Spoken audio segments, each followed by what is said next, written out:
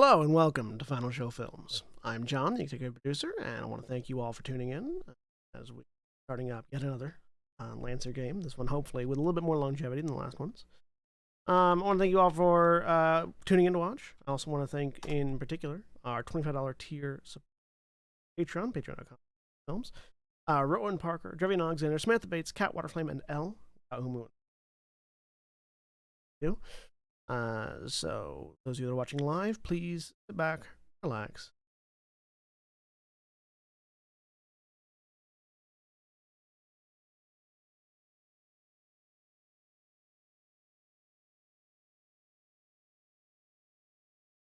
And we're live! Hello everybody and welcome to Lancer Demon Corps. I'm John. I'm your game master for this particular campaign, delving into the wonderful and weird world of Lancer, particularly my own personal spin on it. I will be your game master for the evening, and joining me is William. Hi, I'm William, and I'm playing Shani Dragonheart, call sign Valkyrie, piloting the GMS Sagarmatha Regenleif. And Mara. Hi, I'm Mara. I'm playing Elena, Ares, call sign Fury, piloting the GMS Everest Sharp. And Andrew. Hello, I'm Andrew. I'll be playing Skylar Shepherd, call sign Phoenix, currently piloting the GMS Everest Battle Grace.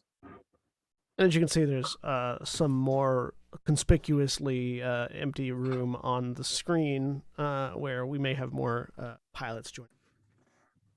So, we begin aboard the Damocles, whose name always looks like it's spelled wrong to me, but is not. The Damocles is a massive capital ship, the primary capital ship in the Demon Corps fleet.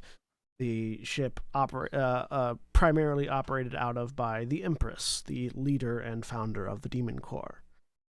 The Demon Corps is a group of mercenaries spanning the stars, similar to other mercenary companies and corporations, but with a little bit of a less valued name, as it were. The Demon Corps is filled with those intergalactic misfits that don't really have any other place to be, either politically or financially or anything in between. The riffraff of space, as it were, brought together under a single banner, that banner being to make use of their singular talents in whatever way possible to make the galaxy a slightly better place than it was before, and to do so without regard to the people that had discarded them in the first place. Speaking of which, the three of you, Lance Captains all, amongst the Demon Corps, are currently aboard the Damocles, preparing for a mission. You've been informed that Damocles is currently heading en route to a blink gate in order to get it a couple of sectors away, heading into a contested region of space. Well, not specifically a contested region of space, but to the planet Hesinian, which has, for the past almost 100 years relative time, been locked in a civil war between the royal nobility that own the planet for the large part, and a rebellion faction that has taken to any means necessary manner of guerrilla warfare. That's Hesinian, not Hersinia. Yes, Easy to confuse. Hesinian, not Hersinia. Spelled differently, just happened to be similar.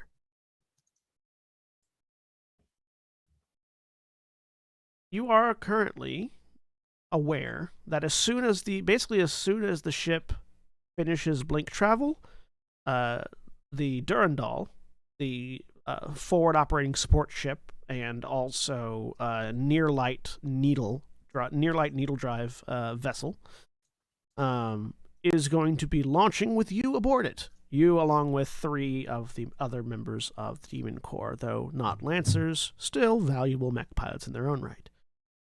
So, you have, at the moment, a couple of hours before you are expected to depart. What is Valkyrie doing in preparation for the upcoming mission?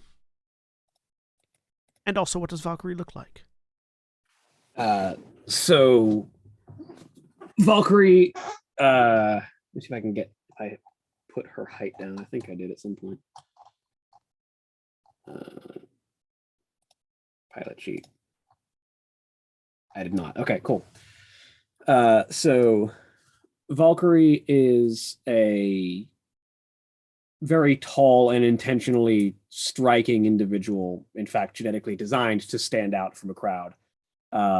Standing about 6'5", 6'6", with very bright, vibrant orange hair that is pulled into that is shaved on the sides with a mohawk and ponytail combination, series of like complicated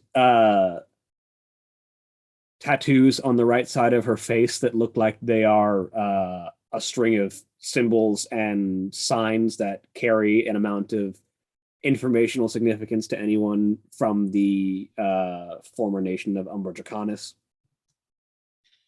Dressed in black and orange bodysuit and armor, with a light pistol on one hip and her blade, that is her medium AC, on her back. Currently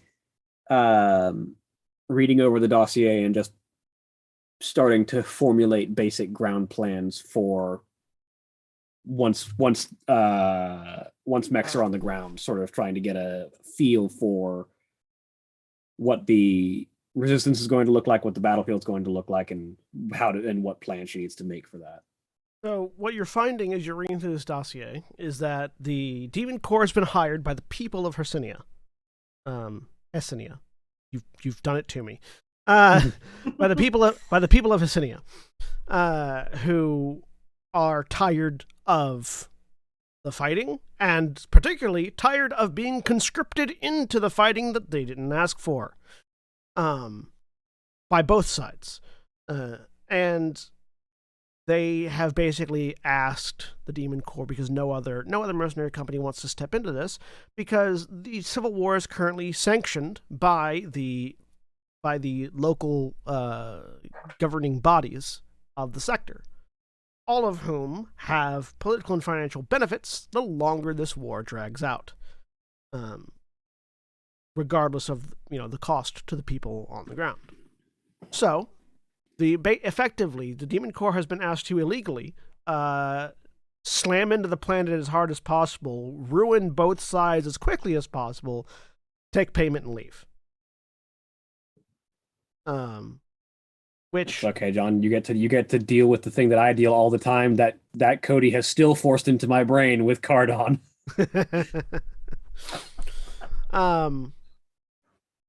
There's no it seems like the Empress is still coming up with operational procedures for the various steps on this mission. So there's no detail yet as to what specifically your operation is going to be when launched. But you do know that, and you have an idea that basically you are all going to be the forward guard, stomping into the ground first to establish forward operating base, so that the Damocles can come in after to supply reinforcements. The Damocles, the Damocles has a blink drive aboard it. It is a blink ship, but it is rare. It only ever goes into blink space in emergencies. So it's going to be traveling sublight to get to the planet after they go through the blink station to get there. That's what you're getting out of the dossier. While Valkyrie is reading up on the mission, what's Fury doing? And also describe Fury, please. Well, she's humming along to something. It's loud. It's off. It's not in tune. But it's enthusiastic. She's a heavily scarred and heavily augmented woman in like her late 30s, maybe early 40s. She's definitely on the old, looks like she has worn those years for a while. And she is fiddling around inside of her mech, which is bright pink and yellow, like the colors of one of those lemonade cups you get at fairs, where they just peel it's like the frozen pink lemonade where you just peel the lid off and then you drink it. They're not good, but they're delicious. Does she have one of those in the cockpit with her? Probably. And she pauses in the song to sip it. And then goes back to because she's got a sound system installed inside of her mech for no purpose other than for fun. And she's got to get that, make sure it's going to be good for this, because I need my music. Priorities. Yep. As you are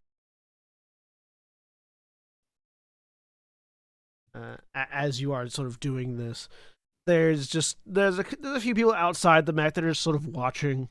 Lance captains are the lancers of the Demon Corps. They are the people who are nominally in charge of battle groups and operations, as they are the most skilled mech pilots in the company. So not everybody aboard is a lance captain, because they're not all lancers. So several of them are sort of just staring in abject terror and awe that Fury is a lancer. And they're just kind of they're sort of trying to piece together what it takes to do that, to become one of those. As this Technicolor nightmare is just humming along to music and sipping some pink lemonade. Yep. Probably like 2 scaffoldings over is Valkyrie next to her mech, just leaning on a railing and reading the dossier, completely aloof to everything. And what's Phoenix doing?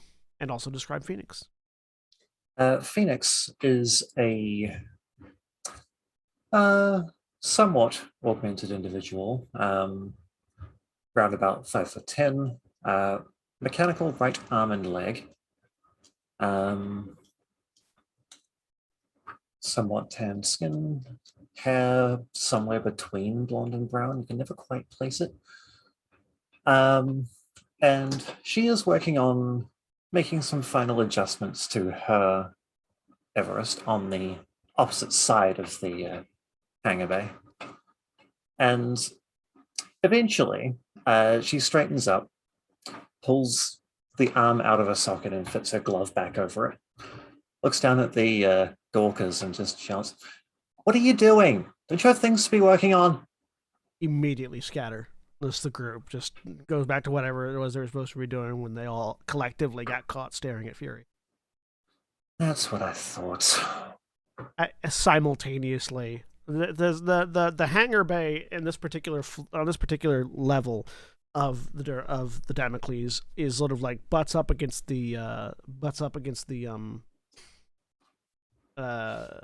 mess hall. So there's no actual like separation between the mess hall and the hangar bay, because people often will be eating and then have to leave, or it's always good to grab food if you need it before you head out on a long mission. And sometimes you just need to strip out space in the ship. Yeah. And so there's just as that particular bit of crew scatter, there's just one. There's a small collection of the more veteran mercenary pilots that are having food, and one of them, this ridiculously large, pale skin, red hair, tattooed individual with a massive burn scar on his chest, sort of looks at the group of them as they run, grunts, and has this You can only describe it as a drinking horn, but it's a drinking horn that was carved off of some extraterrestrial creature that is far too large for most people to ever utilize properly. But him being massive, just puts it to his mouth and begins,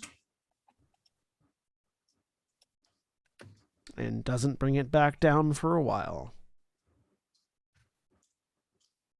Valkyrie just gives Fiend a side eye and goes back to reading. Oh, I had a crowd. I lean out and look over. It was great. It's doing a concert. Come on. Yes, well, maybe save it for the victory party. Fine. Spoil sport. At least you won't be busy with repairs for the victory party, like I probably will. At least if you use your cover, right?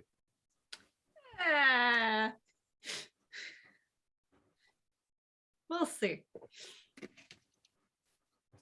Certainly will. You do notice Skylar muses to herself as she sits back down in her neck and fidgets with controls.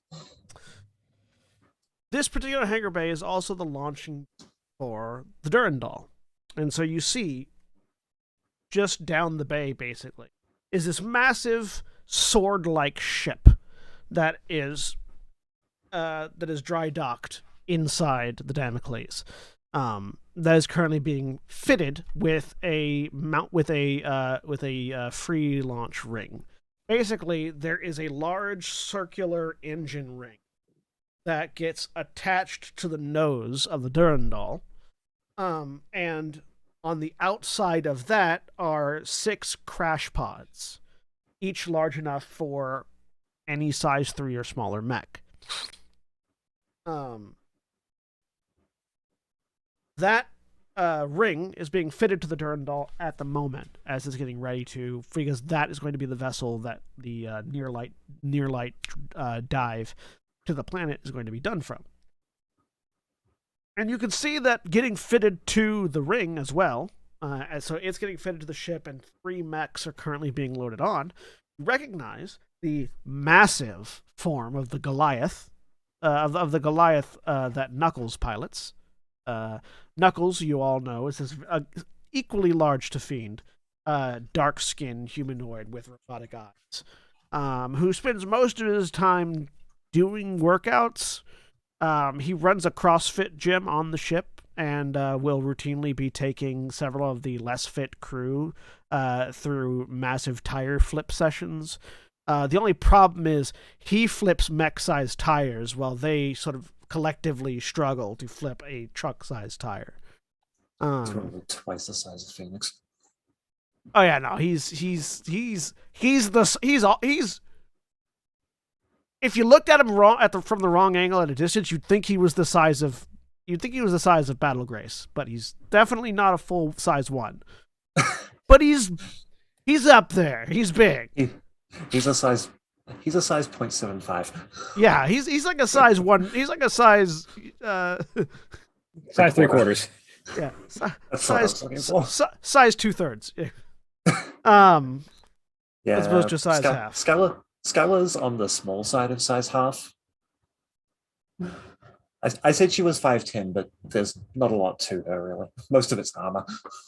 Yeah, so you see Knuckles' Goliath is being loaded up. You also see Sinner's Priest is being loaded up, which is one of the odder-looking ships. Most of the mechs in the Demon Corps are pretty standardly put together mechs. Priests, or Sinner's Priest is odd. It's none of you really recognize the make. You'd assume it's Horus, but you know it's not. It seems to be. It has too much of an organic silhouette to it. It's very clearly made of metal, but it has smooth, curved contours and moves in ways that mech joints. Sorry. No, you're good. And moves in ways that mechs don't typically move. Which has always been odd to see on the battlefield, and it's particularly odd to see it inanimate being attached to this, being loaded up into a crash pod, because it looks almost like they're loading a giant corpse into a crash pod rather than a mech. Um, and then there's also Needle's Archer, which looks like a standard archer. Needles not being one for complexity. Sorry about that. I'm back. You're good. Just describing the 3 mechs that are going into the crash pods with you. It's at that point that you all feel a chill wash over you. It's a familiar chill. It's the chill that you feel whenever the ship goes through blink space. You are all instinctively reminded of a crew member that thought it would be a really good idea to watch out the viewport during a blink space jump. Most of the time, no one sees anything. So he was really trying to see if he could perceive blink space at all, because to human perspective, blink space doesn't exist. You know you go through it because you feel that chill. That's pretty much the only indication you ever feel. But for whatever reason, this one time, this particular individual stared out the window as you went through blink space and disappeared. And you always think about that. What happened to them? Why did they disappear? No one has ever disappeared before on a blink space jump except for him. You don't know why you think of that, but you do. I mean, I try not to, and that's probably what causes it. Yeah. It's like being told not to think about the fact that you have a tongue. In addition to... Here she goes, rest in peace, random. Yeah. A couple of the crew also echo the sentiment. Get the feeling that most of the crew thinks about that guy. No one can remember his name, which is the weird part. Like, it's especially, like, unusual for Phoenix because she's used to doing a lot of, like, sublight and blink travel, having been a courier for most of her life. So the fact that she's thinking about blink space now when she tended not to previously, yeah, it's weird. But the thoughts are interrupted by the sound of pointed heels clicking into metal, followed shortly by Empress on the deck! At which point, everyone basically stands up from whatever they're doing and salutes. What do the 3 of you do? Are lance captains expected to do the same, or are they basically just accepted your lancers are going to do your own thing? It depends entirely on your view of the Empress. Most lancers stand up and salute, but the 3 of you are your own individuals. I mean, Valkyrie being a super soldier and very much trained to do the military thing will stand and salute. It might be slightly more casual than the rest of the like regular grunts, but she still does the job. I also do the automatic stand and salute, but then like as we're kind of standing there, sort of relax and wait.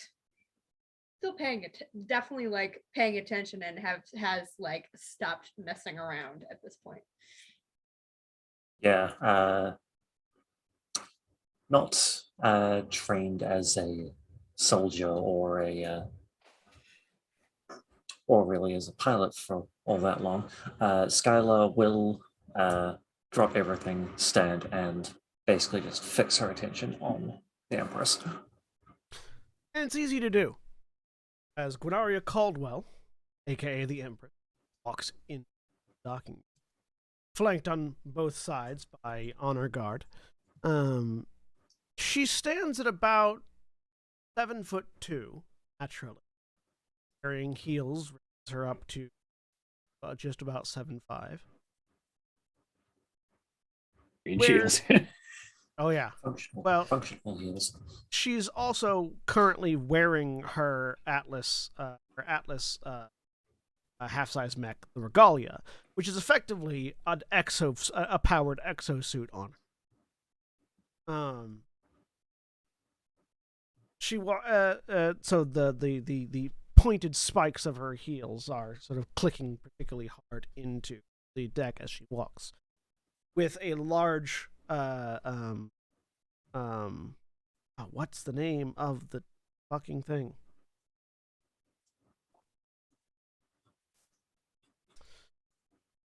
Hiroshima Blade. Yes, Terashima Blade. Her Terashima Blade in particular, resting on her hip, helmet off and under cloak. She has sort of shoulder-length white hair that falls down in curls with deep purple eyes that, when you're looking at them just out of the corner of your eyes, seem like they glow, but don't when you look at them. Black lipstick, pale skin, and the air of a woman who could murder you with ease and knows it and is aware that you know it. As she walks into the room, at ease, everyone says, who hasn't already.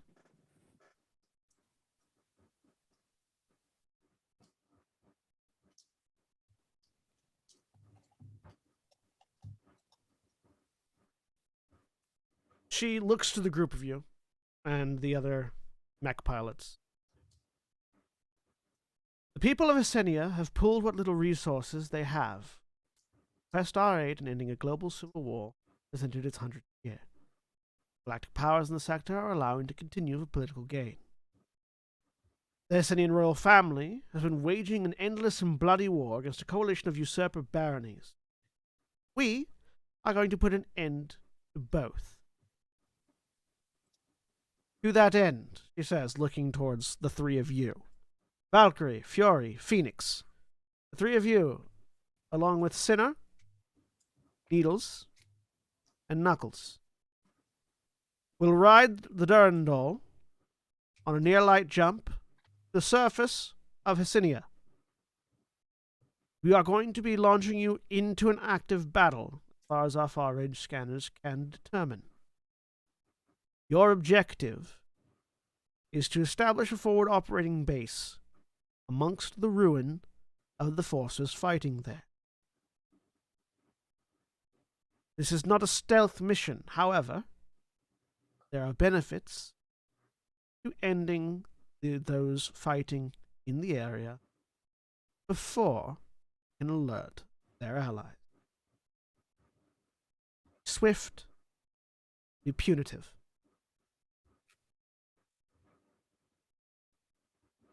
We will be following up behind you.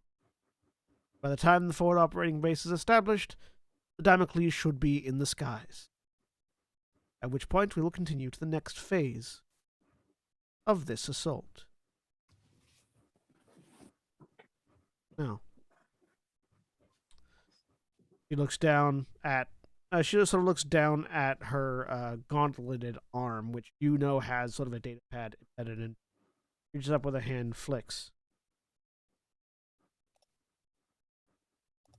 Mark, from this moment you have 2 minutes. You load it up. And she turns.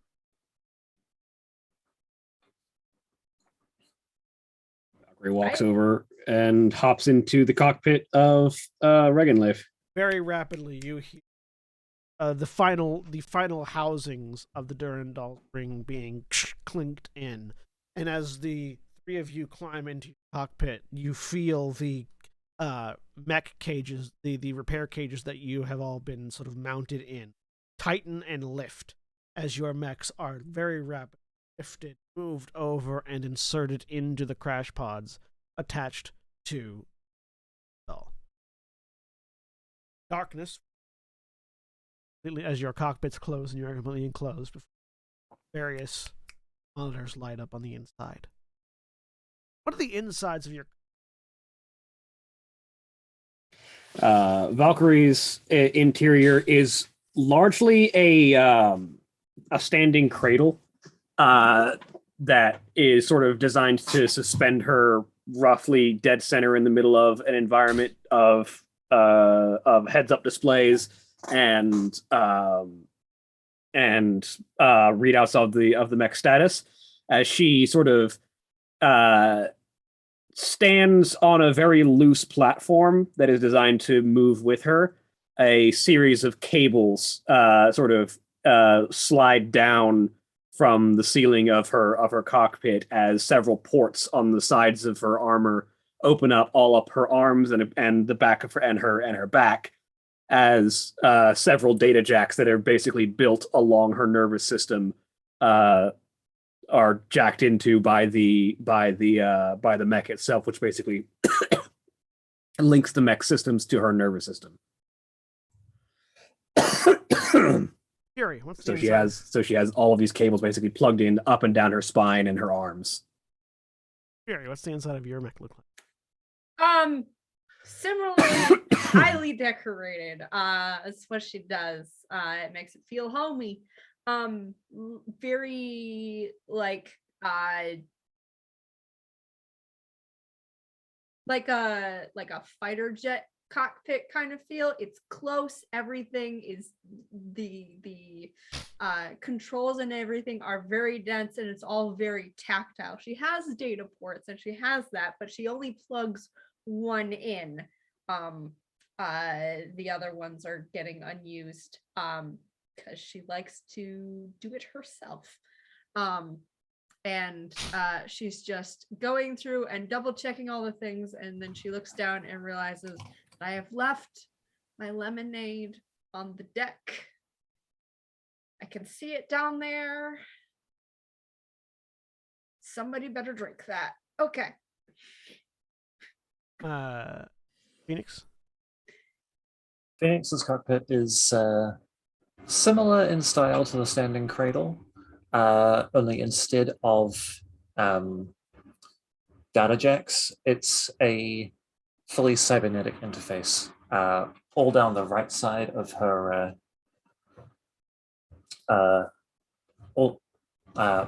sorry, words.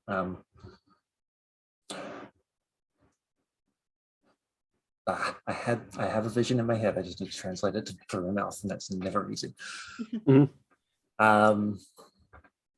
So as she gets into the cockpit proper for a full piloting stance, essentially, her right arm and leg fit into the machinery, and she grips a handbar on the inside, and that's the cue for it to completely enclose that arm and the leg so that they respond to her movements. The rest is done with a control scheme that is actually rather similar to that of a civilian shuttle. It's fairly Spartan, though there are a few compartments and such that currently go unused at the present time. So it's sort of like it's a more mechanical, like analog version on the right side, and then traditional. Yeah. Yeah. Three of you lock in, prepare yourselves as you feel the engine spinning up. On your main primary communication monitor, you each you see the profiles and mech readouts of the entire battle group, all 6 of you. Your own faces appearing in each other's readouts, so you can all see each other visually. And then on the right-hand side, opposite the battle group, you all get another image. This is the face of Haller, another mech pilot, but she's one of the Grey Oni. She is particularly a acquisitions specialist. Dark skin, very tightly curled hair, currently held back in a band. Wearing sort of rough travel leather and sort of a wry grin on her face. All right, everybody, I'm going to be your handler for this evening and the next foreseeable future. We're about to be launching in 3, 2. You feel the impulse as the Durandal is launched out of the Damocles at near light speed, like a railgun firing. You feel the vibrations before the crash pads anti-inertials kick in, and you can still feel that you're moving, but it no longer feels as rough as it was there for seconds. Engaging, and all should have a much smoother ride now. So, getting a data readout sent to your mechs now. As you do, you an image battlefield.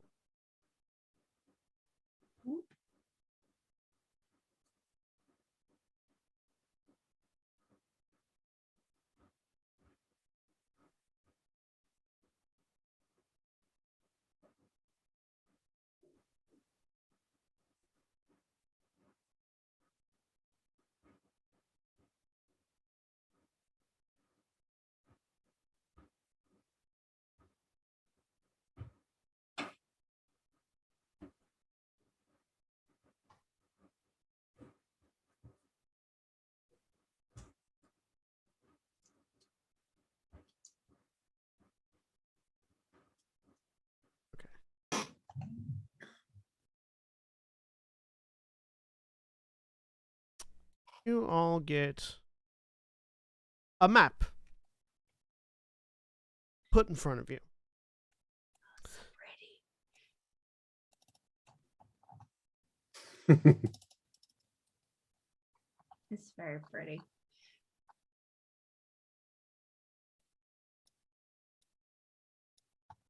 So, we're diving into what appears to be some sort of mining ravine. There are several bodies of deep water as well as a mining complex. We're going to be using that complex as our forward operating base after we clear it out. As she talks in sort of a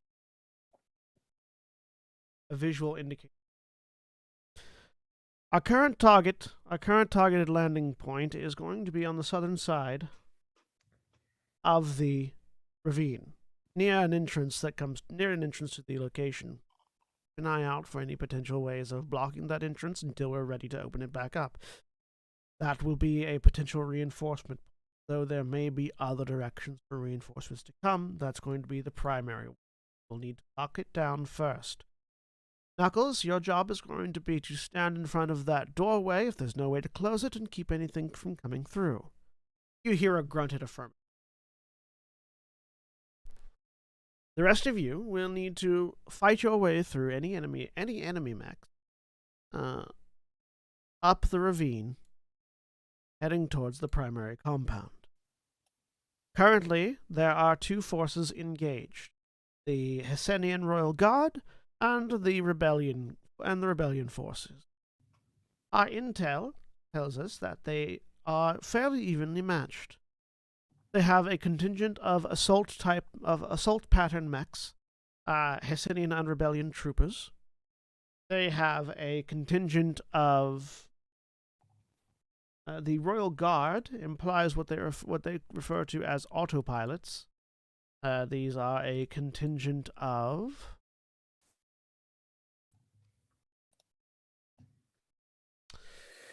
let me get back to the these are a contingent of conscript class mechs, but they are all remotely piloted. Not piloted by full NHPs.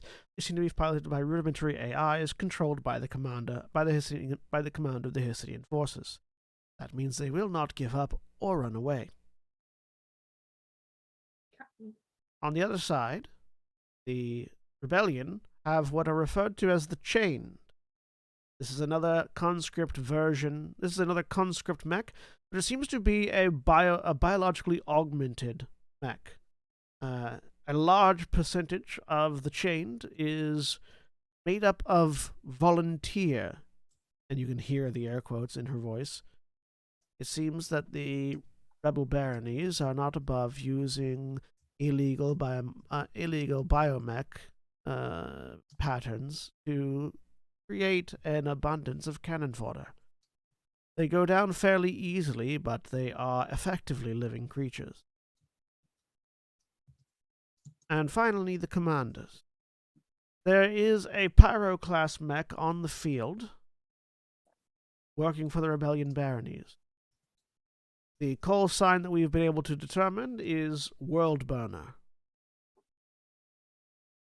And opposite rebellion commander is the Hesinian commander, who pilots an engineer. No specific call sign, but seems to be fond of turrets. That being said, your crash pads are all augmented with 3D printers and can adjust your loadout if needed. So, with this information in mind, adjust yourselves accordingly. We should be landing in 10 minutes, long enough for those 3D printers to work. The Durandal, as usual, will be disabled in the landing. We need to hold out against reinforcements and against the forces that are there long enough for the Durandal to come back online, at which point its main battery will be able to take out any remaining stragglers. The Empress has let me know that there is an incentive. If you manage to defeat all enemy forces before the Durandal comes back online, there will be a bonus applied to your reward. Any questions from my pilots?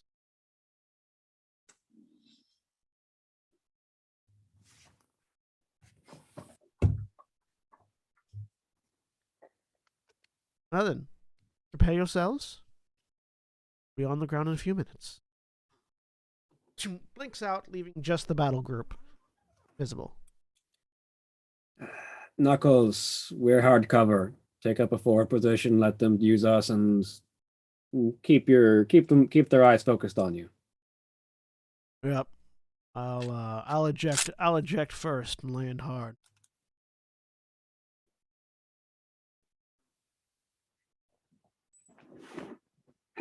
Center, this very old man, the oldest man any of you have ever met, mostly because being a mech does not really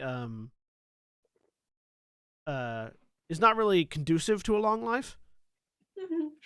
Sort of scratches his chin as he's thinking. It seems like he's thinking about some of the information.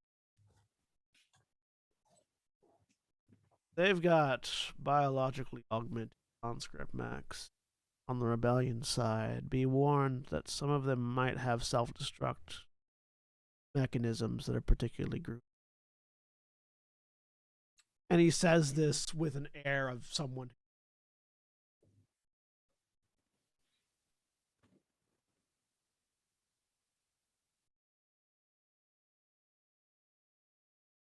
Try and avoid letting those get close then.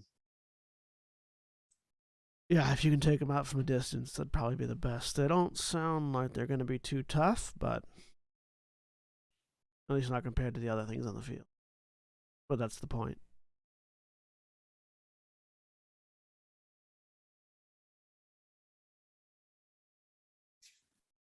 All right.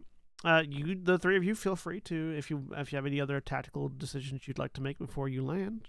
You have the map. You have no idea of unit positioning. You know vaguely where you're going to be landing, and you know where your objective is. The commanders are somewhere on the field. You're not. Yep. This is primary round up here, where you're wanting to secure for the forward operating base. So you're going to need to go from where you start all the way up there. There are bodies of water that are going to be deep, so don't in. The primary reinforcement point is going to be from down here, though there may be other reinforcements that aren't as obvious.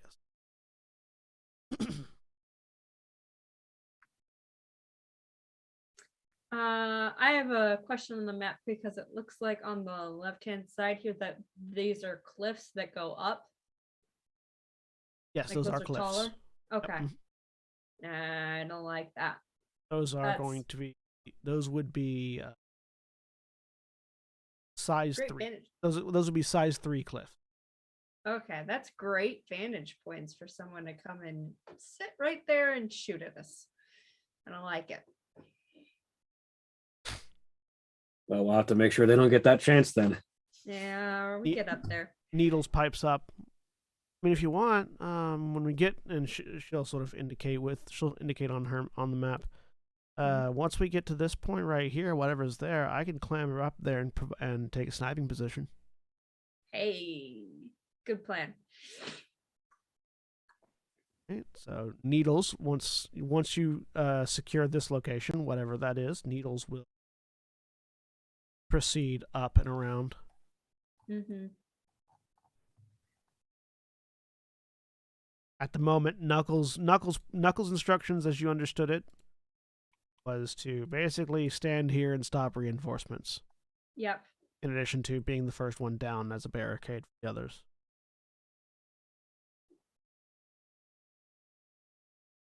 So you do have Sinner, who presumably is going to be following you, providing support. Mm-hmm.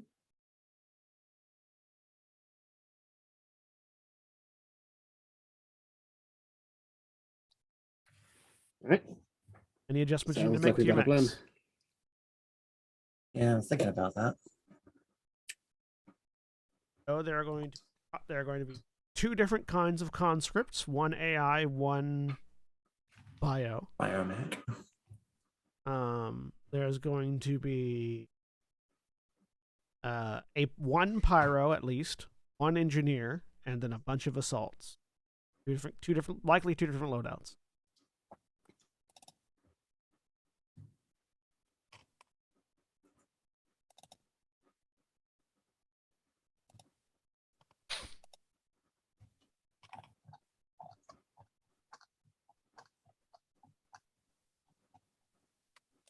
If anyone doesn't have any form of area denial, some grenades might be useful.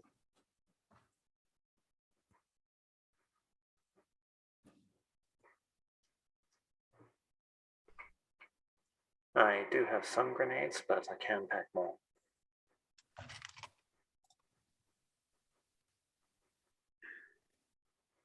Oh, right.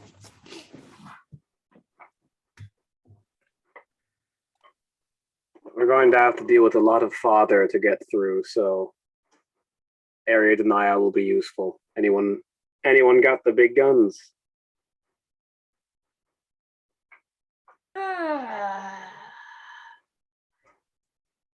Knuckles goes, I mean, he's big.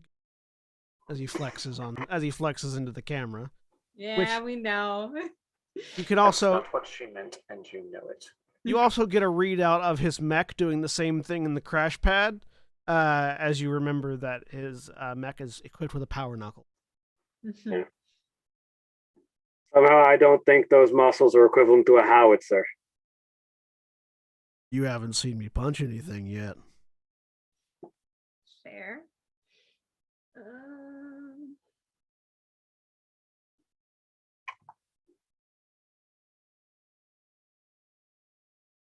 Let's see.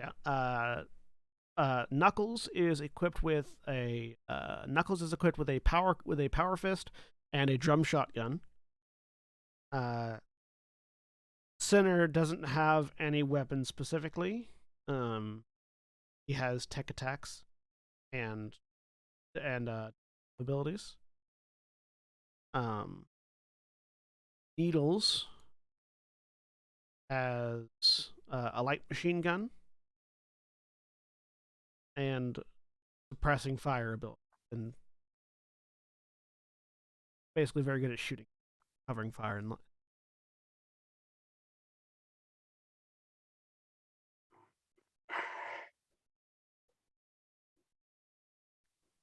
I'll change. I had a heavy melee weapon, but I guess I should change that to something ranged. Fine.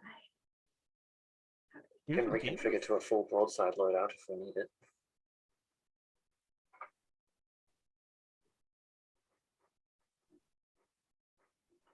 However, that will expend a lot of ammunition in a very short amount of time. I'm currently loaded out for taking out any of the assaults that we run into very quickly, but if anyone else wants to handle the sweeping the chaff.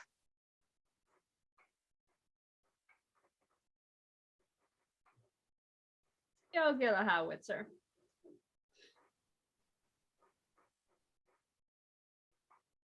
go equip a howitzer. If I can do that with if that's what this thing allows. Okay. Yeah, and the crash pad will reconfigure your heavy melee into a howitzer. Yup. All right. All right. Well, if you've decided on your sets, as you not feel, quite. well, it's all right because as you feel the ship rocketing towards Hesinian, that's where we're going to take a break. So if you're watching on Twitch, stay tuned for messages. And remember, when we take our break, you take your break. So stand up, stretch your legs, do whatever you need to do. And we'll be back in minutes.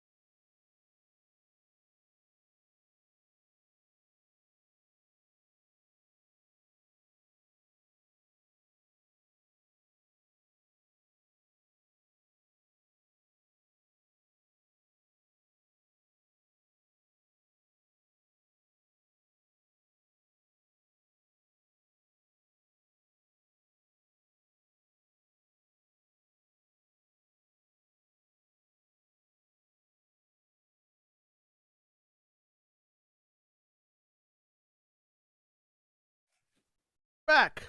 A dinosaur story. So,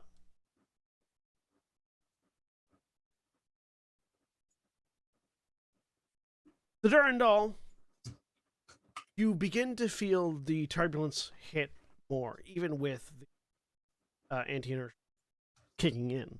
You're getting a little bit too much atmospheric friction for you to feel nothing. As over your comms, Holler hits on the link. All right, we're entering Atmo, and we are about to crash. Everyone brace! And you all do to brace as you feel the stop.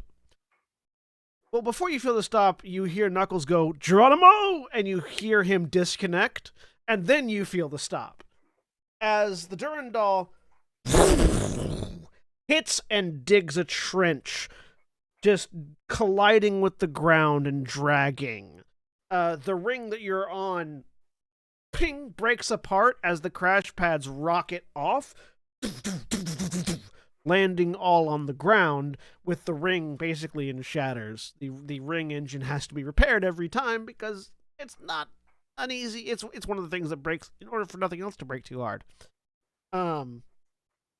Ablative engine, basically. As you hear the Durandal now vibrating to the ground as the crash pods have come to a stop, come to a halt. Over the comm, you hear from Knuckles, who then follows that up with, y'all are going to want to get out of here, out of those quick.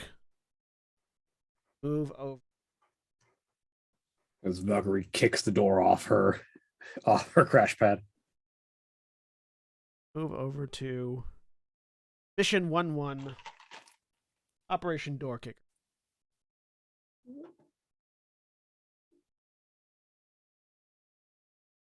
All right, so where you are now. I can't see anything. All right, I need to tie these.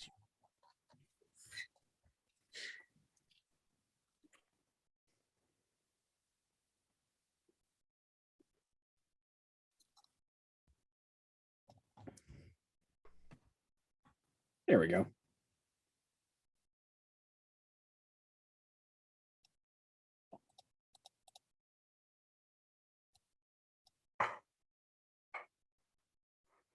You haven't renamed your character from the default name, see?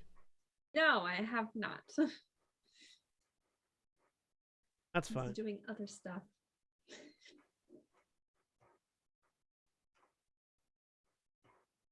Yes, the regen Lief. Did I spell it wrong? Well, you can. Yeah, I can fix it. There you go.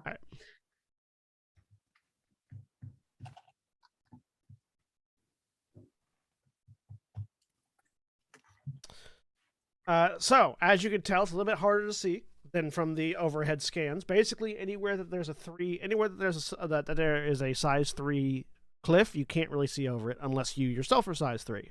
So Knuckles has a better view of the battlefield than the rest of you, but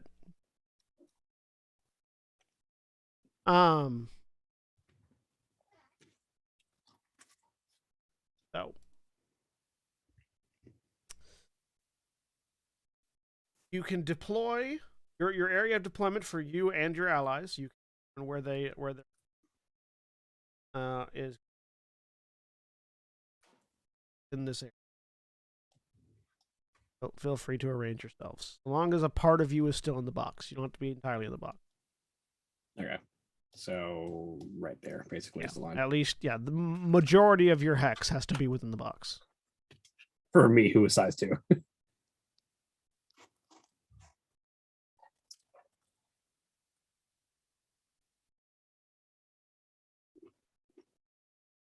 Let's get up there.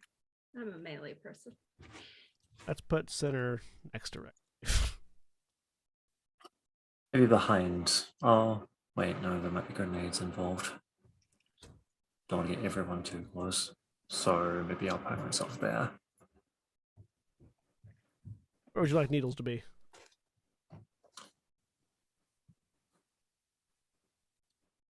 Just gonna go this direction anyway, wasn't she? So. Well, once you hit the second once you hit the Oh, okay. second base, basically. Yeah, needles probably stay with Battle Grace. Yeah, makes sense. Yeah, that's good. Right. Have deployed. So you can see immediately right now that Knuckles basically landed in the middle of a firefight. You can see that there are at least 4 of the chained around Knuckles, and what looks like a couple of autopilots on the other side. So Knuckles basically landed in the middle of it. As one might expect him. Let me add. I will add enemies as they become active in the battle. They will become active when you have line of sight on the base. Oh.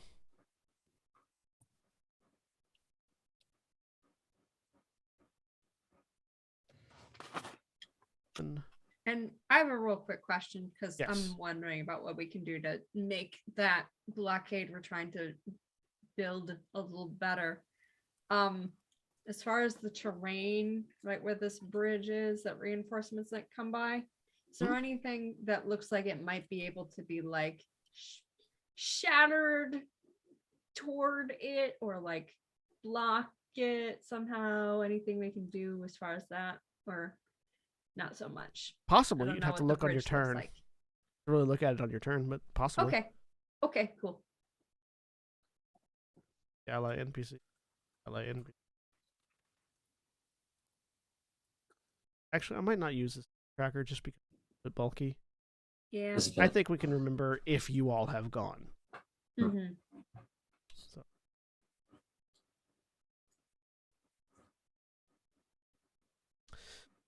So, PCs go first. Who wants to activate first?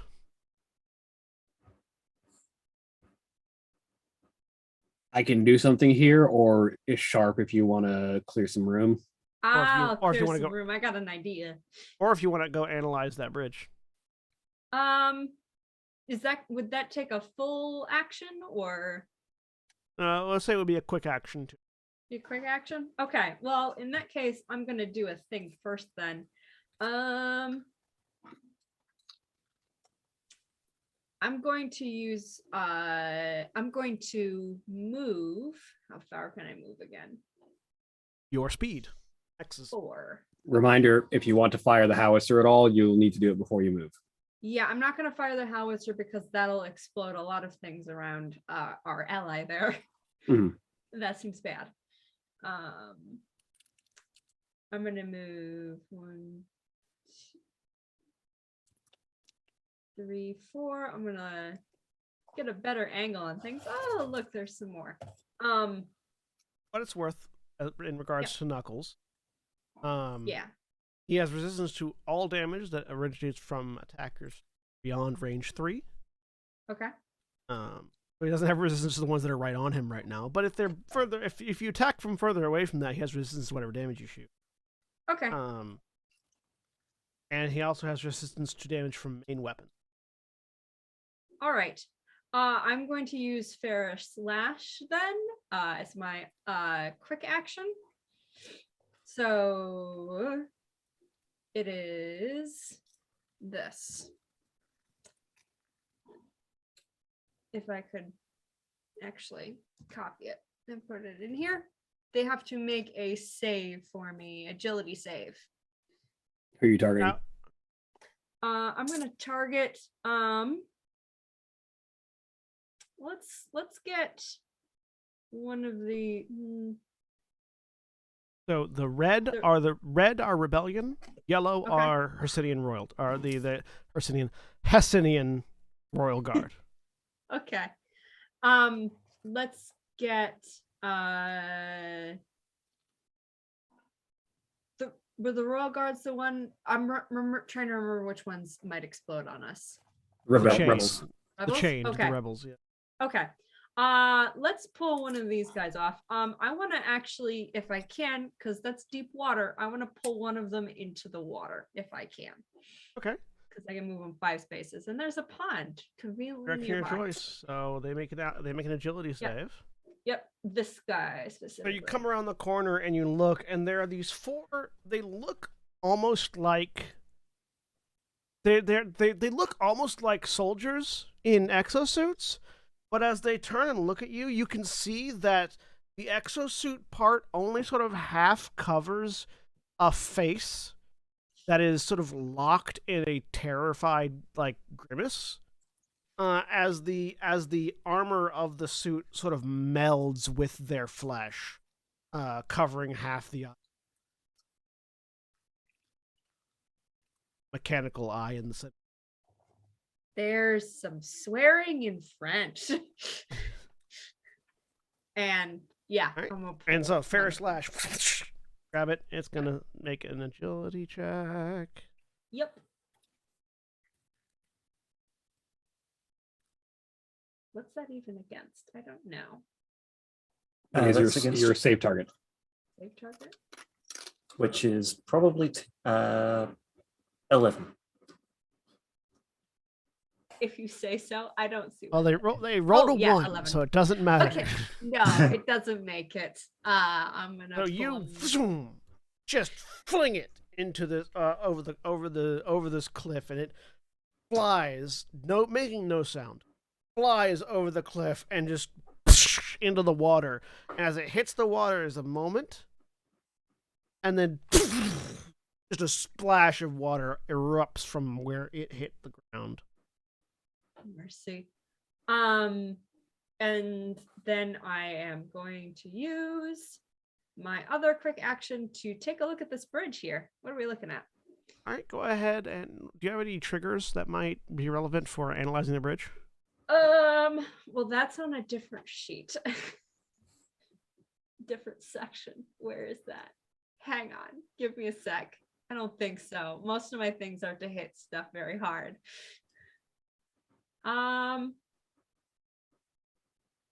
Read a situation or take control, possibly. Say, We'll do read a situation's more like situation is people, yeah. Linking Yeah, subjects. but take control to like assess a use force, scene. violence, presence of will, or direct action to take control of something. We'll say take control of the pass. Okay. Yeah. So go ahead and give me a d20 plus 2. Okay.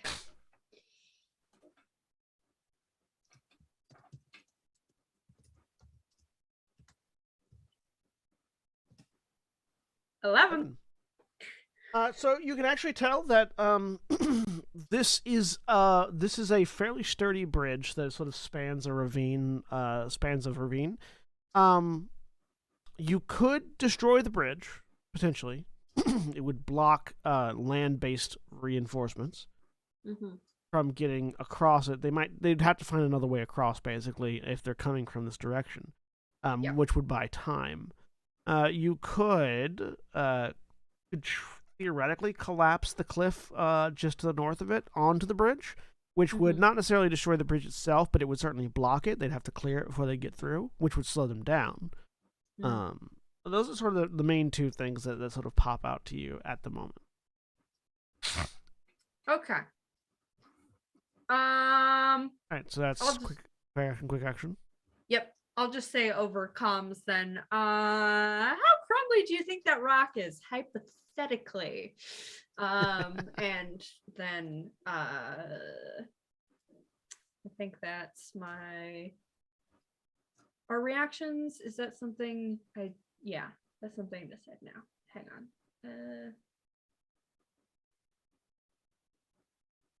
No. That's other stuff that happens. That's the end of my turn. So NPC turn. Knuckles is going to take it. Knuckles, you're in the middle of explosives. Get some distance. Will do.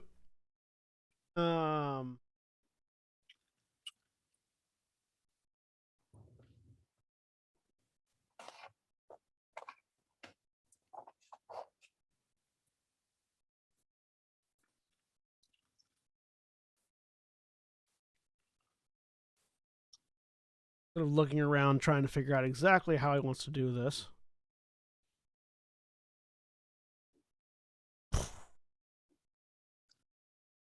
little bit of a hard time getting around this is difficult. Get our attacks opportunity a thing or If you start your movement while you are engaged with someone, then they get to try and hit you. okay. Yeah, it's the Overwatch reaction. So in that Which let me check and see if NPCs can actually do that. I'm fairly certain they can. Yep, they do. That is, of course, assuming that he doesn't just ignore their engagement for one reason or another. he doesn't. Bias don't. At least I don't get that stand.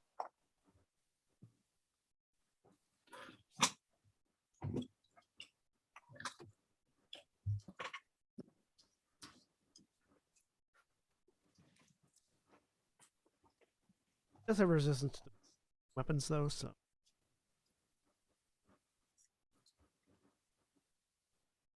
And all of them are using main weapons. well, actually, yeah. They're all listed as main. All right. So yeah, he's going to start moving this way. Attacks. Watch as the chains that are near just rip bits of their armor off and fling it at him as he moves, trying to slap something onto him. They have a difficulty.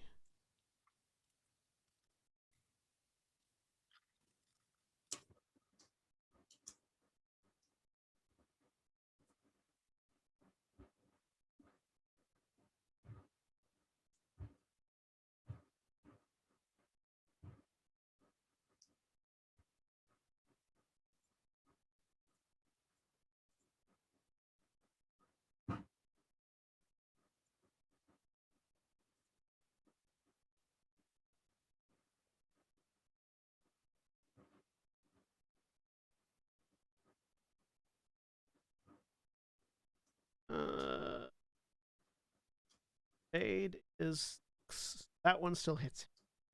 Oh. That one Yeah, misses that's- though. Oh, it's are big. And this other one's all. Two of them hit, and then the other one that was right next was a autopilot.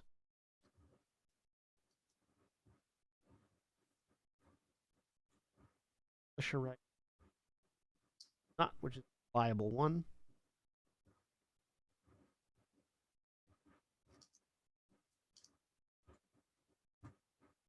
All right. They don't have a crit thing, though, I don't think. Nope.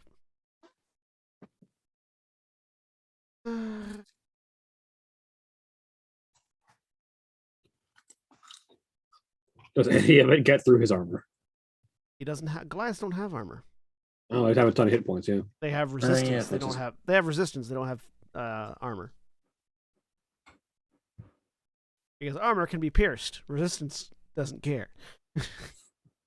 They have resistance and a sack full of hit points. Yeah. All right. So 2 points. He takes instance 6 damage from the jetpack. But that's reduced to 3. Because these are main attacks.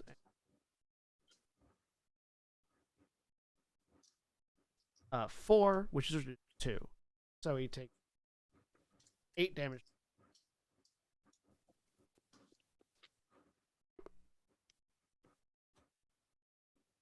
There's a few explosions and some bullet rattling off of his carapace, but he manages to move to here.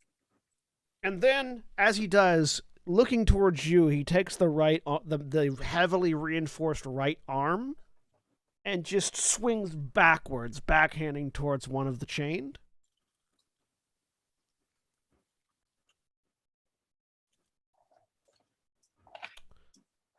And they actually need to make a hull save.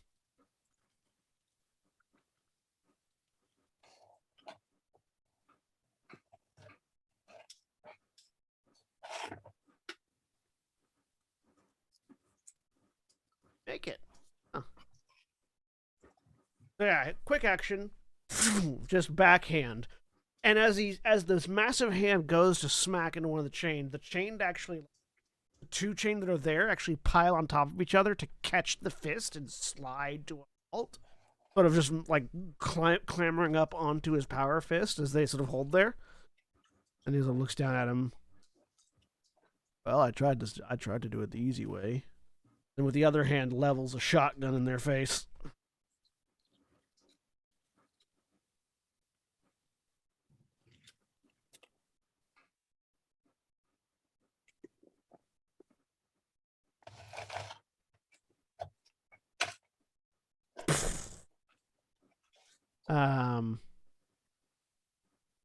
So 5 damage to the first one. Splatters and then explodes. He takes another 6 damage, reduced by 3. Or reduced to 3. Yeah, nope, they blow, he says over the comms. How big of an explosion was that? It was a blast 1. So just the area immediately around them? Yeah, didn't affect the other chained, interestingly enough. But did deal 6 explosive damage to who absorbed it. All right, that makes it an NPC turn. Seeing that there are enemies there.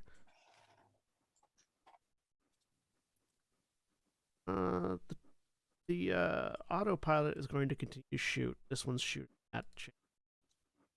Has reliable 1, so it doesn't even need to roll. It just, so the autopilot, one of the autopilots specifically.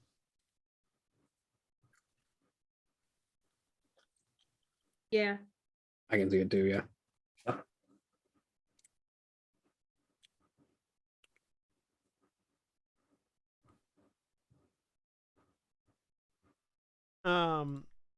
Fires at the chained closest Knuckles, explodes.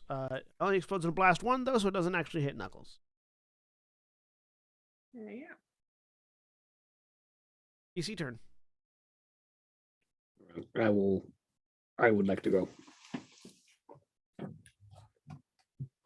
So I will start with movement. This goes to, where does this go? Hang on. I need sensors in line of sight, I believe, is the rule on that. There you are, Valor. Free space within sensors in line of sight. Yep, cool. So, Valkyrie, 1, 2, 3. Yeah, that's a good spot. Step 1 more, 4, and nice.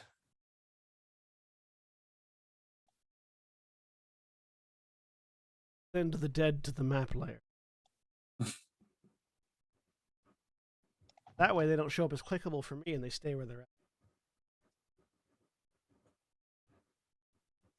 And you never worry about them being hidden under corpses. Yeah. I realized that the other day that if you just send the dead tokens to the map layer, they stay on the map and they stop being a bother.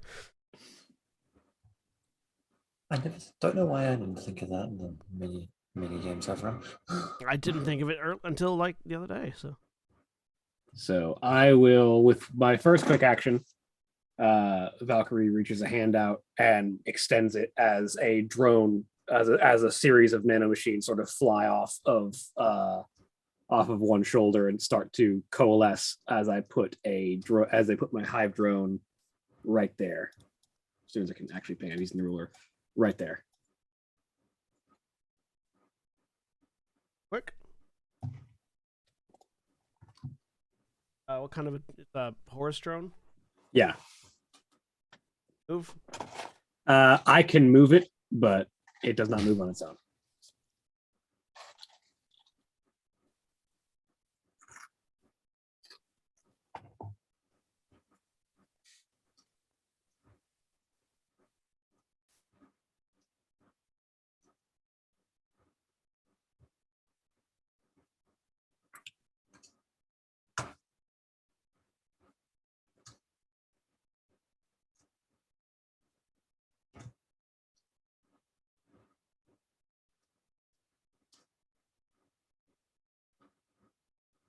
what? It's a nanobot drone. Right? Yeah.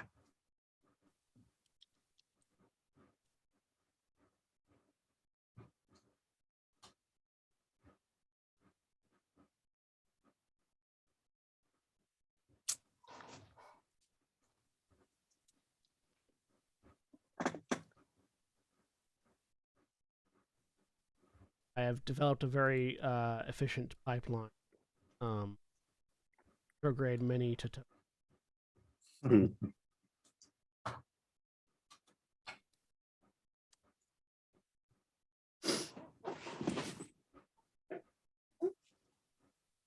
5 drone.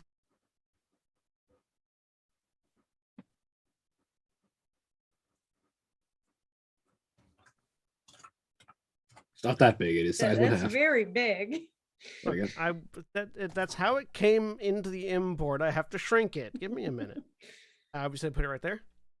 Put it right here. Make its auras visible. Good, because I'm about to. Oh, what's its hit points? 5 hit points, evasion 10, E defense 10. Or Nope.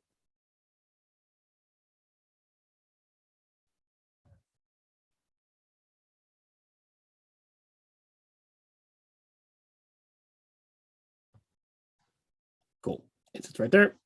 And it releases a burst 2 swarm. So 2 hex.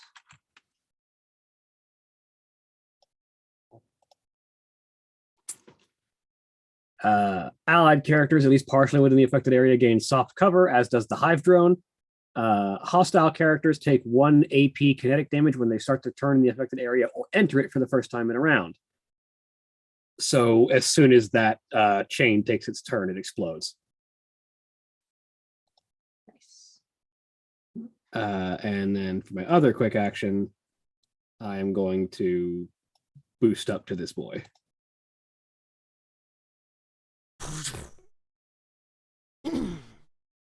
Allied turns. Center is going to go.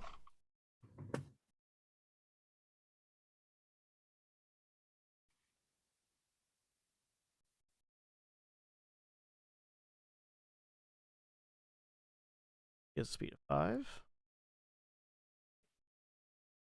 Knuckles.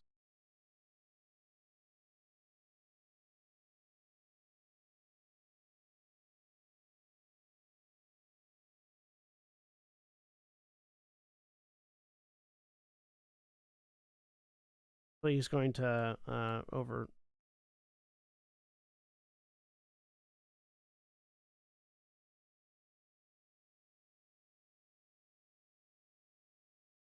He's going to use a quick action to investiture, linking himself with Regan Leaf. So he Center links his systems with Regan Leaf as long as they remain linked and within range 5, which they are. You get +1 accuracy on all attacks, and can use the priest systems score instead of your own. If either character becomes jammed, impaired, or stunned, the other character also receives or disabled. Link is disabled, so either character is destroyed or moves more than 5 spaces from the other. The priest can only link with one time.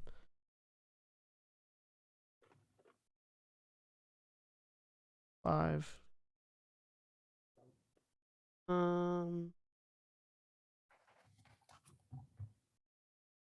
And he is also going to throw out a dispersal shield around you.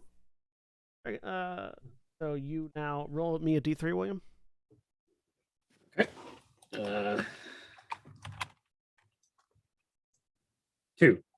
All right, you have resistance to damage and heat for the next 2 attacks that hit you. Sweet.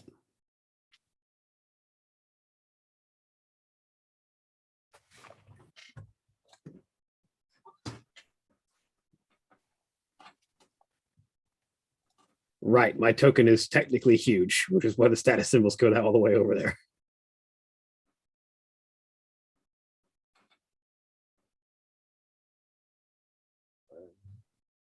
Can't even see the status symbol.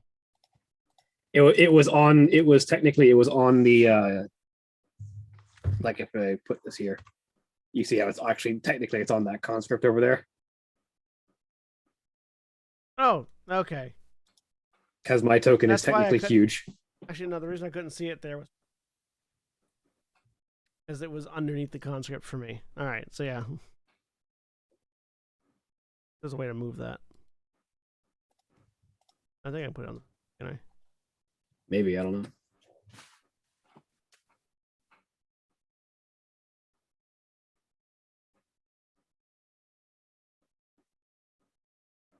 Anyways, doesn't. It doesn't really matter. Just know that the next 2 turns. Well, next All two right. attacks they hit me. Or next Yeah. 2 attacks. Yeah, next 2 attacks you have damage and heat generated by them. Also, you can now see that there are more enemies, which means they are now in the initiative. Yep. So yeah, around the corner you can see there's actually another fight going. There are several more chained, and several what look like to be assaults and autopilots, having a firefight basically. There was a firefight.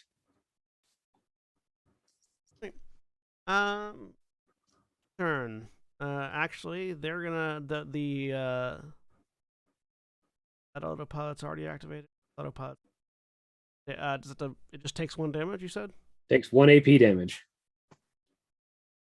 Gonna take it. I'm gonna shoot at you because. Actually, no. It's gonna shoot the. Drone has soft cover and it's also engaged. So 2 difficulty.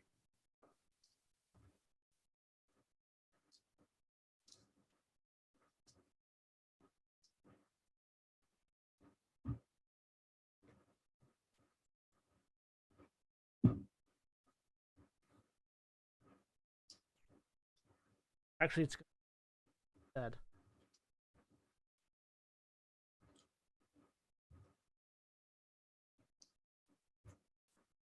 As it is slowly chewed apart by the gray wash swarm. No. Okay, no, that's what I can. Okay, yeah. So it's gonna panic fire and empty its magazine. So it's actually gonna fire in a cone 10. And all enemies. Or I'm not gonna choose 1 target of that was within that cone to get attacks against it. So we get a cone 10. Gonna be. I really wish Roll20 would integrate some decent like shape drawing, like cone drawing and etc. Okay. tools. Oh, Sharp, Battle Grace, Needles, Sinner, and Regan Leaf. Everyone but Knuckles, babe.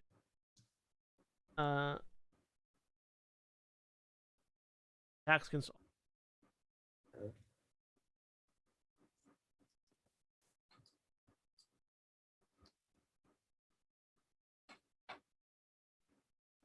It is still engaged, so it still takes 1 difficulty.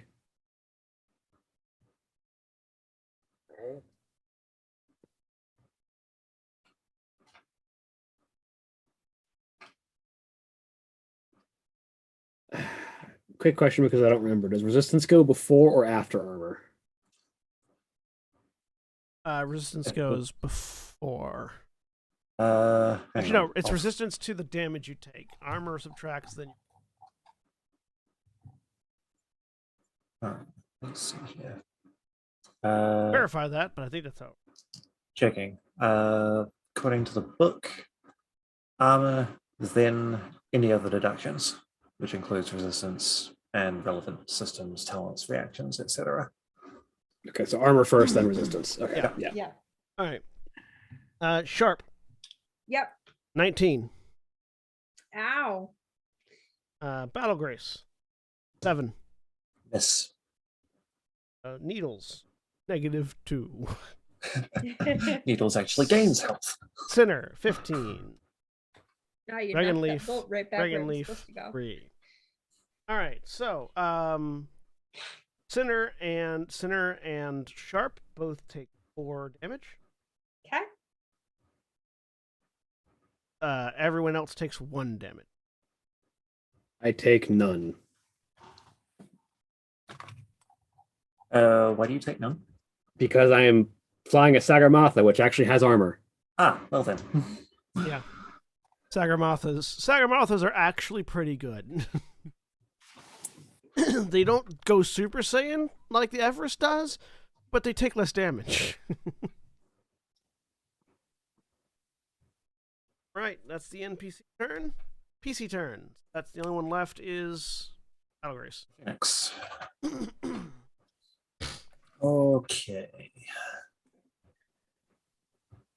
Hmm.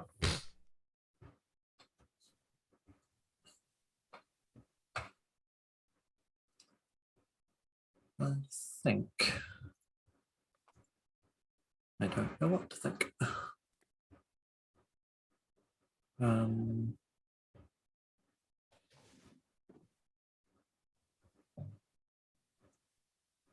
I guess technically that would qualify for one of the attacks from the shield.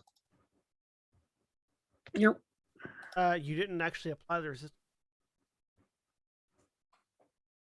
Yeah, but it's just resistance to the next 2 attacks that hit me, isn't it? Even if the attack doesn't actually get through.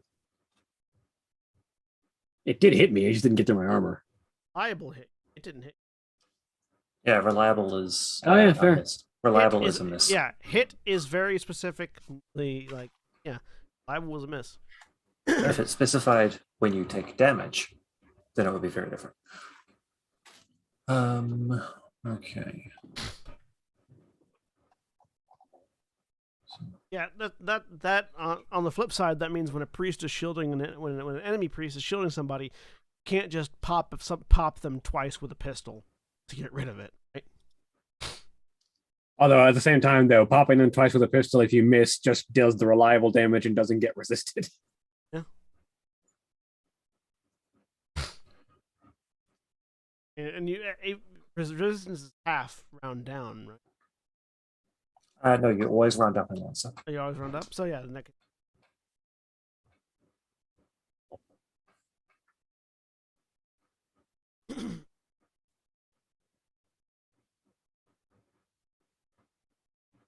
Actually, to it, 3 damage to Reckon Leaf.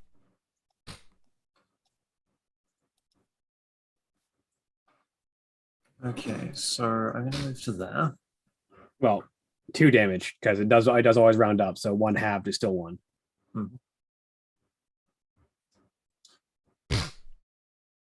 And you can see Battle Grace, its right arm, levels a very large, almost box-shaped weapon.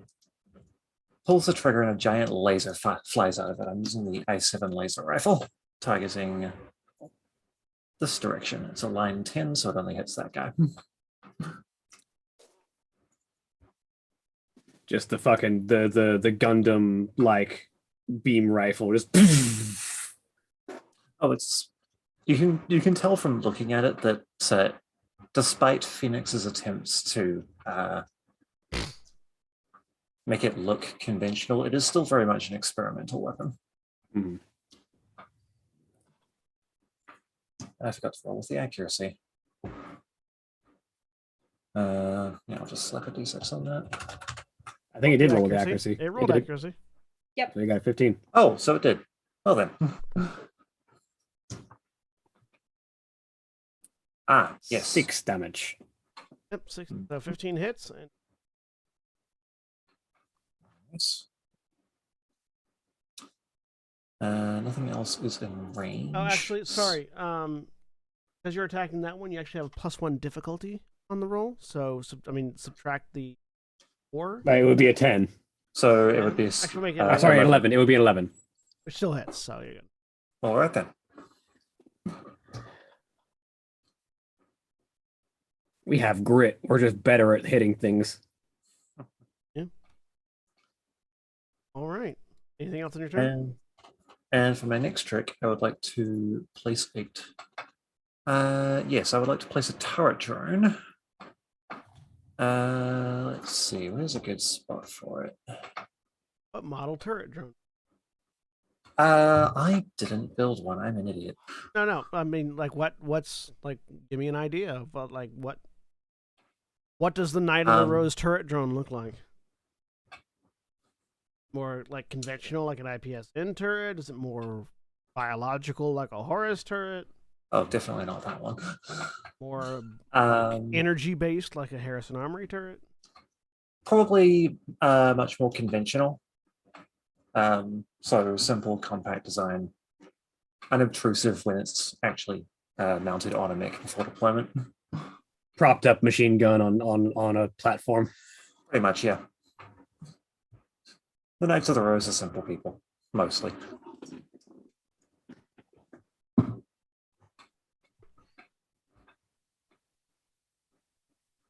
Yeah, while John's making that, I'm going to figure out where I'm going to put it. I could also potentially tease you with the idea of putting a hex charge in front of that bridge. True, though I would need to move over to plant the mine. Yeah. So, for starters, I'm going to park what's the the health? What's the health in the turret? It has 5 health. Evasion 10, EDF 10, just like the Hive drone. Most drones have the same stat line. Unless you have the drone commander talent. Which Yeah. I don't. Right. You have control of it now. Very good. Now, where am I going to put it? I didn't figure that out. It was limited range, so Sensors and line of sight. So Anywhere within 10 spaces that you can see. I'm going to park it up here on this cliff. all right. Fires off the shoulder, lands over on the cliff.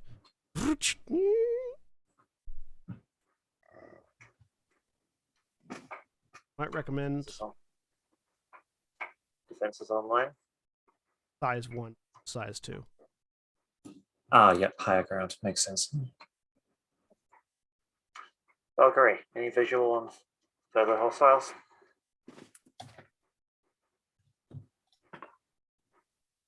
Oh, they're certainly in the middle of their own firefight right now. Understood. Probably best to let them fight it out and mop up the rest. And that's me done. In response to that, Knuckles comes over the comm. I mean, I kind of want that bonus paycheck. Same.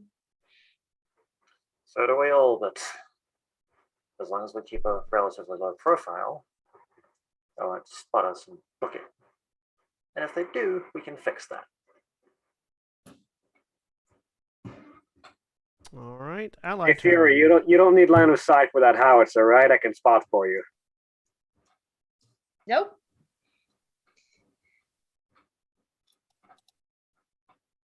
Needles. Turn. Who comes over the comms? Oh, can I?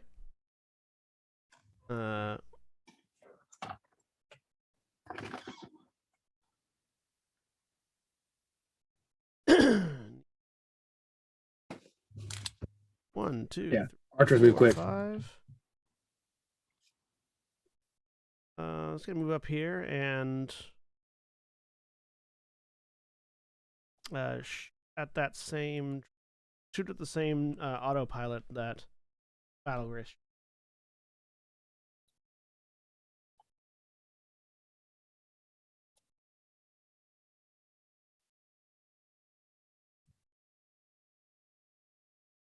Yep, pick up.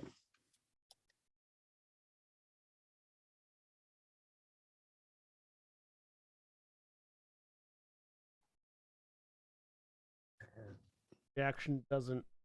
Oh, okay, got it. So yeah, quick actually, they're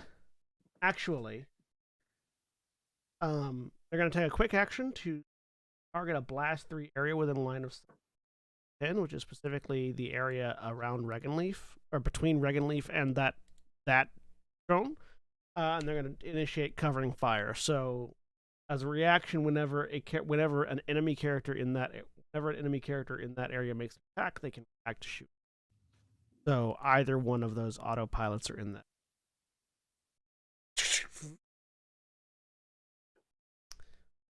1 quick action.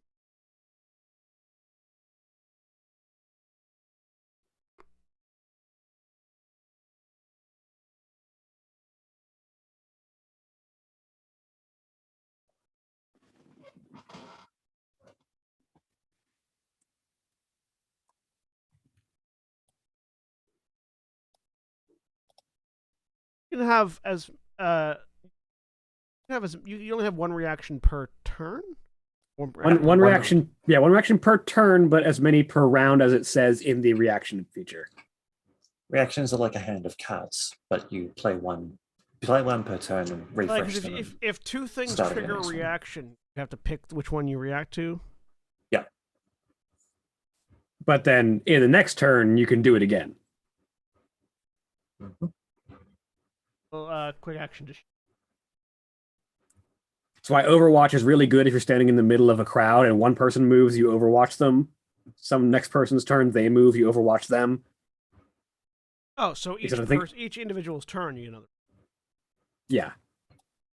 As long as the reaction says it doesn't have like a limited number per round. Yeah.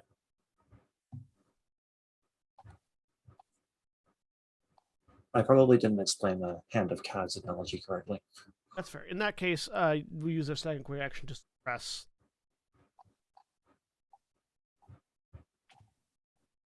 It starts to move. This one starts to move. Needles can shoot. If either of them attack, at any point, Needles can shoot either of them. So Needles has 2 reactions on one and a reaction on the other. All right, so that's Needles' turn. NPCs, all of those one. This one hasn't gone yet. It starts its turn. It dies. So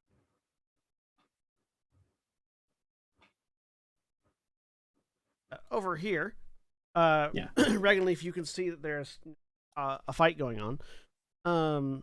These conscripts charge the other conscript and begin laying in. You see several explosions go off as they throw these whatever these det melee attacks are at.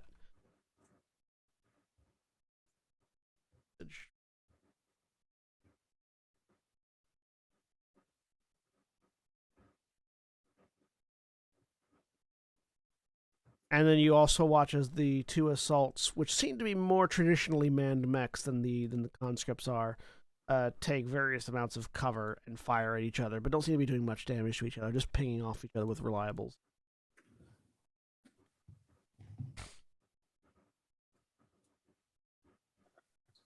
And then top of the round, PC. Actually, second round, NPCs start off, right? No, it's whoever ended last does not go first. Okay, so PCs. So because there are more enemies, we go. Yep. Shark, do you want to take that howitzer shot? Yeah, help me aim. Is it something in my? I have a black line of sight right here, so. Yeah, you have range 20. You're gonna want to plant it right there. Okay, I am. Guide me in. Let's do it. Yeah, I'll spot that shot for them. Yeah. So I will skirmish with my howitzer. Actually, hang on. Let me see if I can. Yeah, okay. You want to plant it right there because there's no way to get all of them because that guy moved. But yeah, as many as I can. Yeah, that'll get a nice helping. That'll get 6 targets. So, well, that's not working anymore. So we'll just do it this way. +1.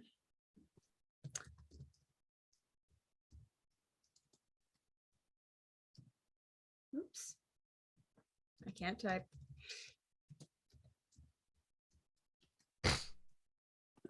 $15.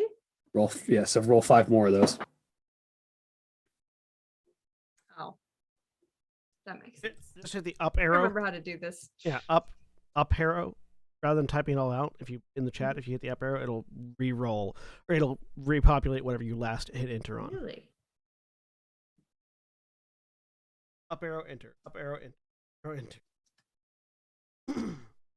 Ugh. Ah, terrible. Yep. One more. One more.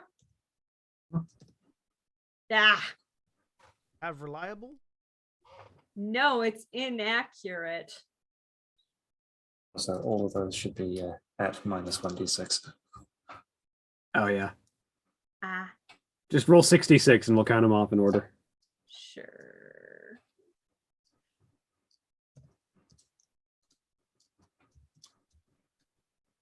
Okay, so 4 off the first one makes it So the lit. 11, So 18, 1, 2, 6, and 4.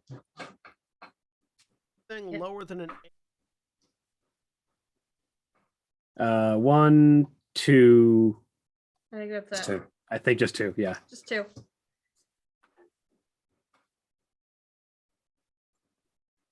But it's 2d6.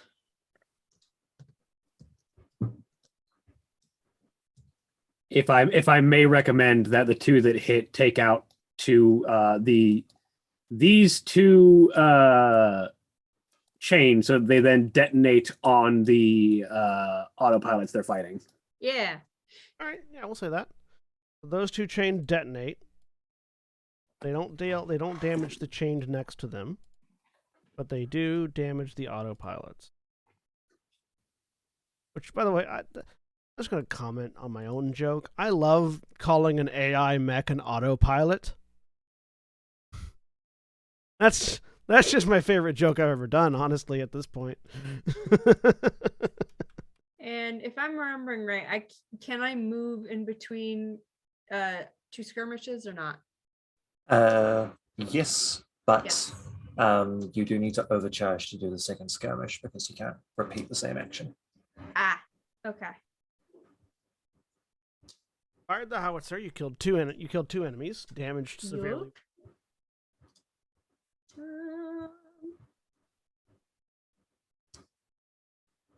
Is using a system the same as skirmishing? No. No, you can use it. You can use a different system thing. independently. You can use your Ferris Okay. slash on whatever. If you want to throw Cool, one of the cool, other cool. guys into the water. I can't get any of these ones. I wanna go. I mean, if you step up, you can throw this guy into the water. Oh yeah. That is fair. That one is I can do any direction. It's I have 2 things that can move people and they work differently. Okay. Yeah, I'm gonna move up. 1, 2, 3. I wanna see what's up. And then yes, Ferris slash.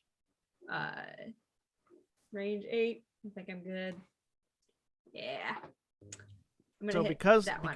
because it is an AI, you get Uh-huh. +1 accuracy on your tech attack. Or is this a tech attack? Cool. It's not a tech attack. No. It has to make a save. Oh, It's okay. an agility save. You could also, and I'll give the option to you. You could also yank the one that's next to me into the water because the one that you're targeting right now is already damaged, and it would free me up to move forward. Yeah, let's do that. I'll target yours. Sounds good. But yes, it makes an agility save. My save target is 11.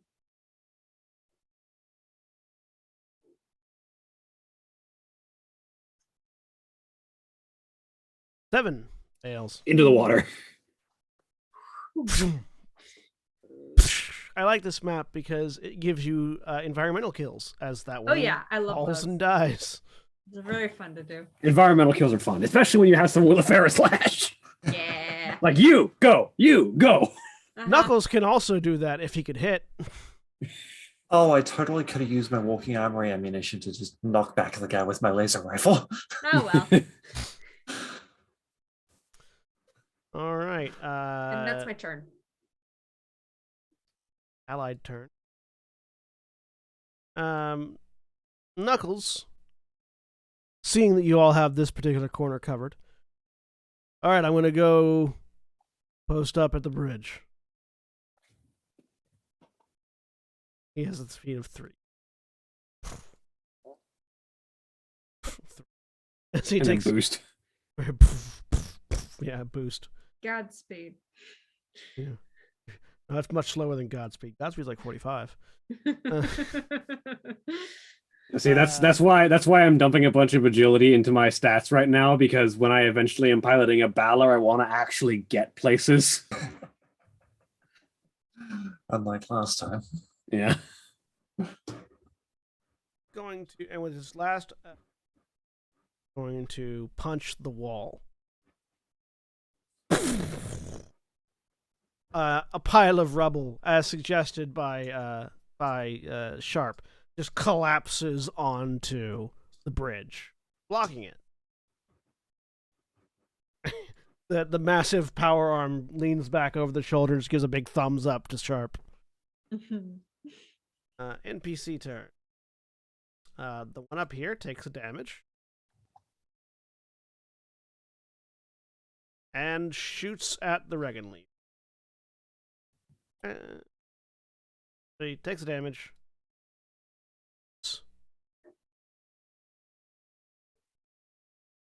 Hi, Needles. Oh, right, Needles. I forgot about my own thing. So did he. Needles takes a shot.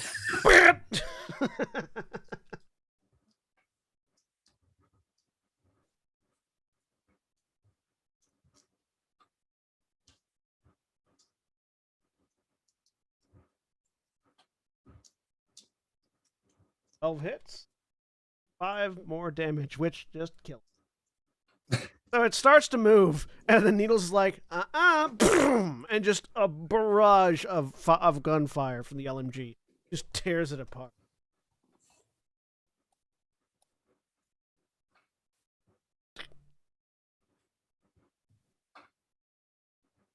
So hard. All right.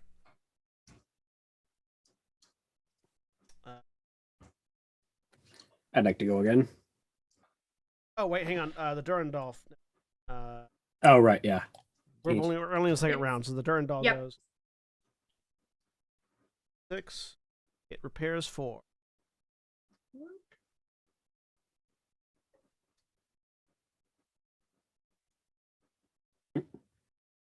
So 1, 2.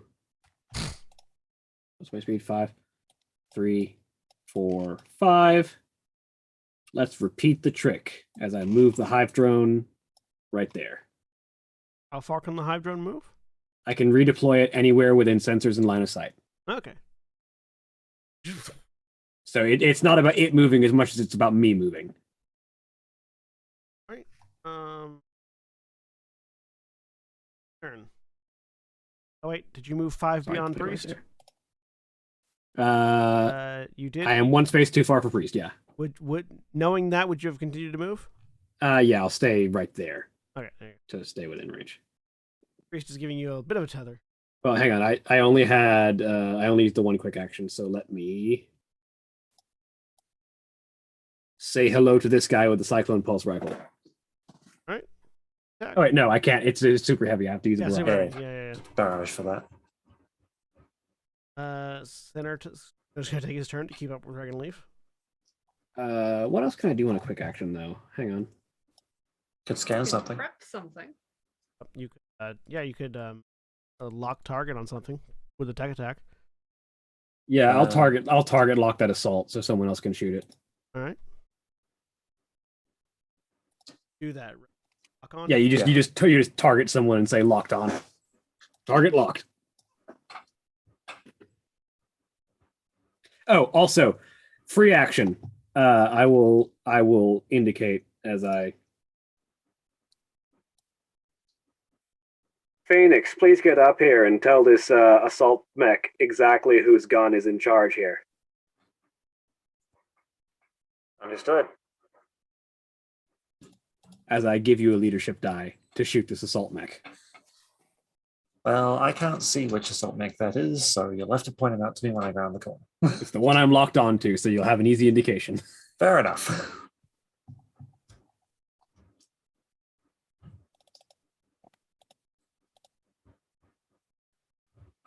All right. Sinner is going to keep moving forward with you. 4, And he's actually going to make a tech attack against that alt. I'm going to use Abjure. Tech attack with plus 21.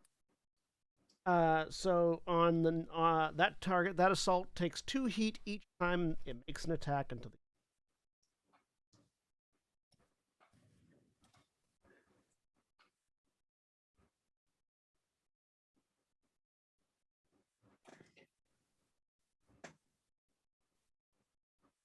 Oh, William, by the way, you have a +1 accuracy on all attacks Yes. because of investiture. The dispersal shields you again. Roll me another d3.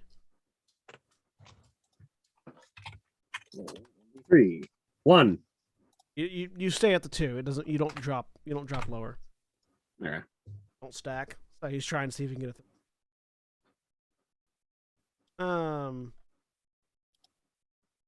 That's his turn. Chain starts its action, dies, And explodes.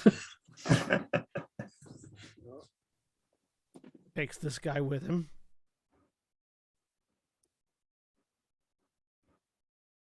PC turn.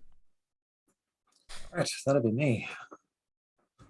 Alright, so starting with a move. 1, 2, 3, pass needles, 5. Oh boy, there's a lot going on here. Your locked on target is right here. Yep, I see him.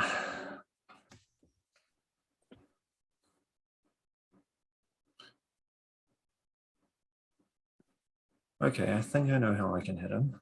Oh, there's a lot more over that side. Well then. Couldn't see those guys.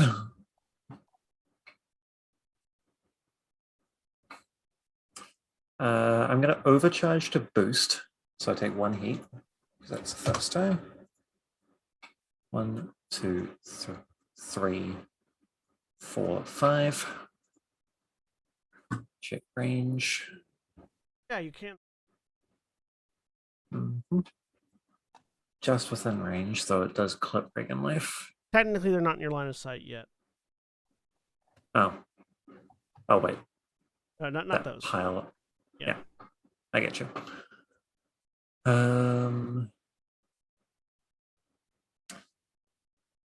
Wait, hang on. Could I? Wait, no. Oh, that's still in range. Yeah. Put myself there so I don't hit Regan Life with this.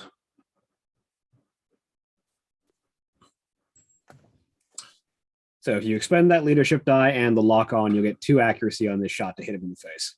I do not currently have a weapon that can hit him because the laser rifle has loading.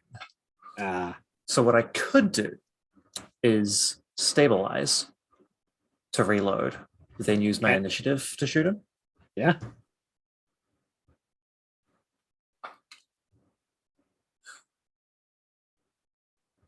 Sure, I'll do that. So Stabilize, reload. Stabilize full action, clear heat, and reload loading weapons. Initiative once per combat. You get quick action for free. Indeed. Oh, skirmish. Which draws a line. So 1 accuracy from The command, weapon and being 1 accuracy accurate. from the lock on if you want. Yes, I will consume the lock on. Oh, you know what? No, I won't. I get 1 accuracy automatically from the weapon. So then that's So- 2 accuracy you've got right now. Yeah. Mhm. Well, if you consume the lock on for a 2nd accuracy, you can hand me back the leadership die if you don't need it for a 3rd one. Sure, I'll do that. Because basically, if the leadership die gets expended, it's gone. But if you hand it back, then I can just give it to somebody else. Yep, makes sense. Whereas the lock on will go away when he dies. Indeed. Handing it back is basically me just Phoenix is rapidly switching mags. Give me a minute.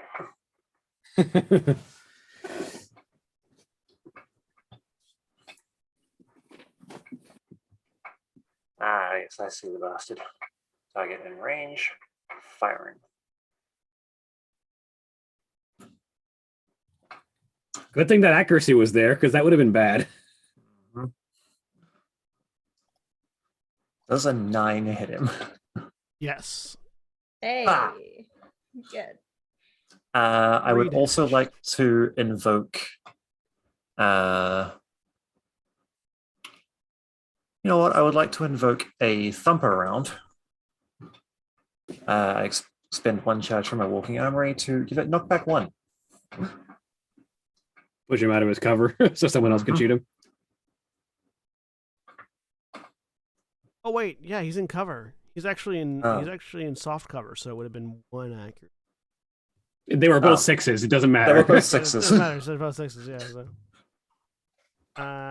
Yeah, he takes 3 damage and is slid back 1. And the lock on is consumed.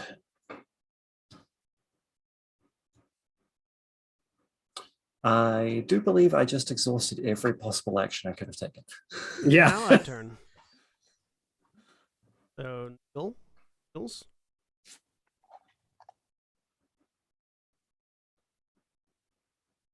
Five.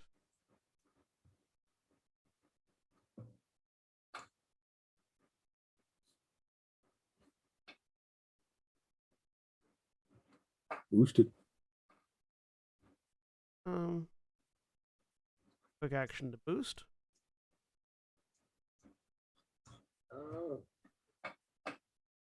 And then a quick action to covering fire in this blast 3 area. All 3 of them. Nice. All right. That makes it turn. This one, who hasn't done anything yet, is going to move into what appears to be a bunker of some kind, which is going to give him hard cover. Mm-hmm.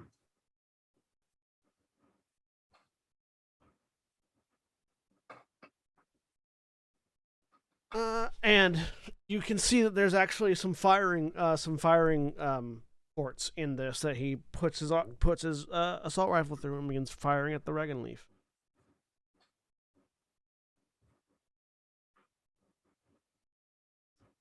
Actually, puts his assault rifle through it.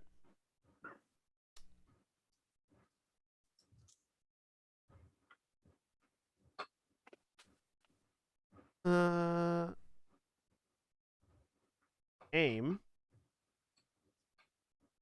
And fires a micro missile barrage instead. He fires a line 8 volley of macro missiles. All characters in the affected area, which is going to be Needles, Regan Leaf, and Sinner, must make a hull save.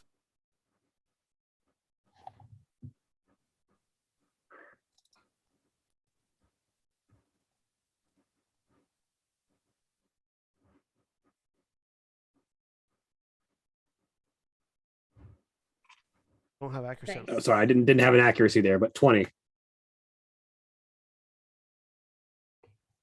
4. Oof.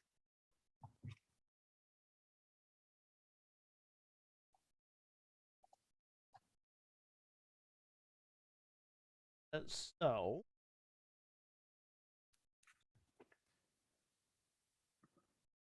Needles takes 6 kinetic damage.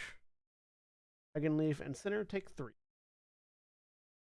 Take 2, halved to 1 with resistance. He's not an attack, though, actually, so I take 2.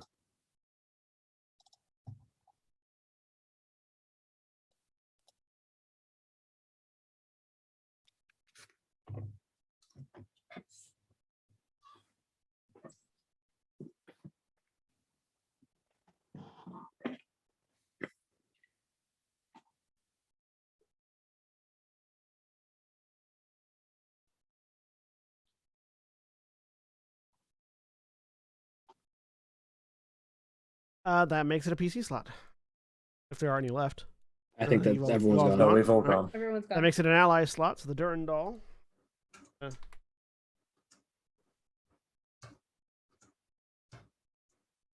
There's 6. 15. Good. Crew of the Durandal is repairing very quickly. What's the line when it comes active again? 45. 45. Hmm. In 2 rounds, it went from 5 to 15. So.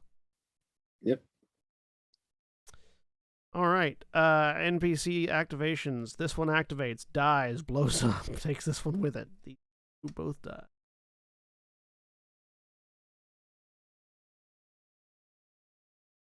And the other, the Hesinian trooper, fires the hive drone. It's got soft cover.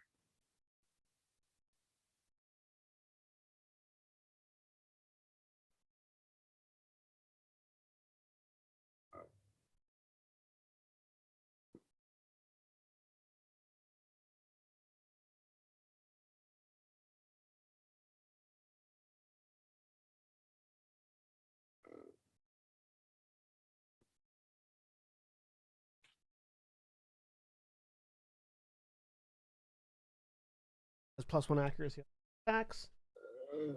Oh no, Watts just. That's fine.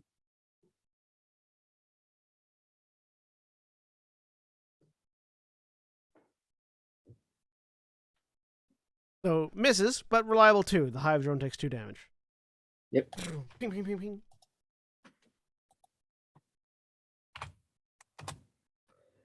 And that's the end of all activated characters at the moment. Reinforcements arrive. So, at this point, you hear from Knuckles, "Got incoming on the bridge." So there's currently boulders on the bridge. Let me do that with things.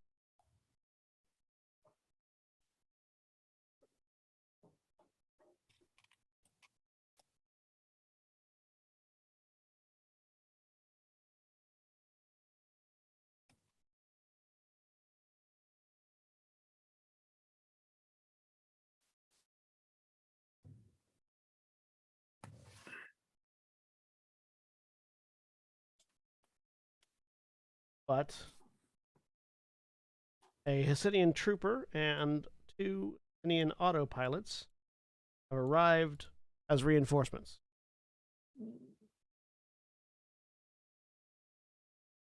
Top of the round. PC turn.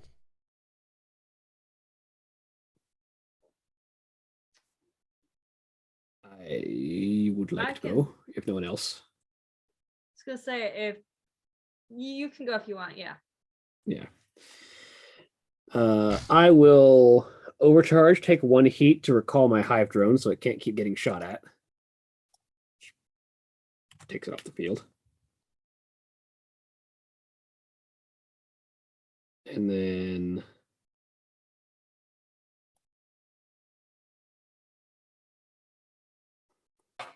can I manage? Oh, did his opening fire provoke Needle's reaction? Oh, yeah, it would have.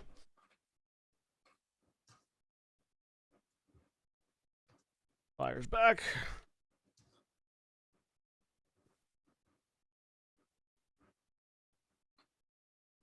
Soft cover. So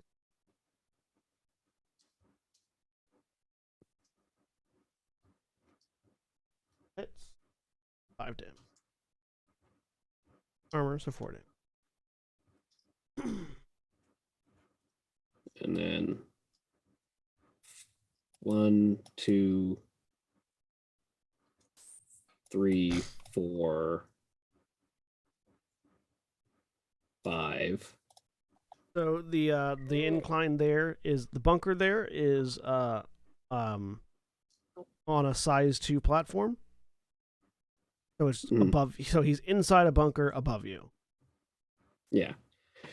But I'm very close now, so I will just sort of level the Cyclone Pulse Rifle at the bunker and fill it full of holes. Don't you have to not move before you use Cyclone Pulse Rifle? No, it is It not. It doesn't is have not. It ordnance. is not ordnance. Okay. It's just a super heavy. It just means I have to barrage with it.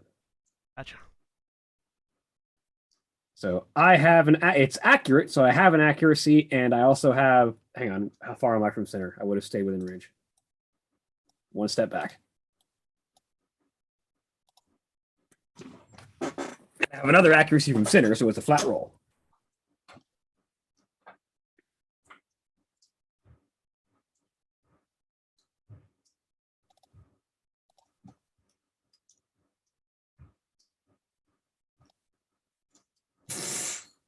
Good thing it's reliable 5. Deal 5 damage to it. 4 damage. As I fill that bunker full of holes. NPC turn on your turn. Sinner's going to take a full action to heal himself. Good plan. Self repair once per scene is a full action. The veteran regains all hit points and clears.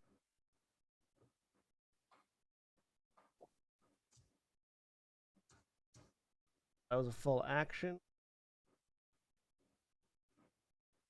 Move.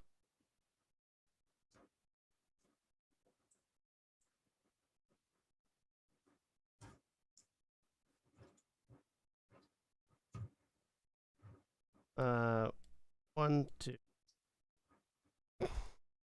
Staying in the cover of Rick. All right.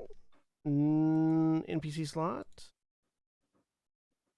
The autopilots are going to begin trying to clear rubble. So, I'm going to spend a full action to clear a pile of rubble.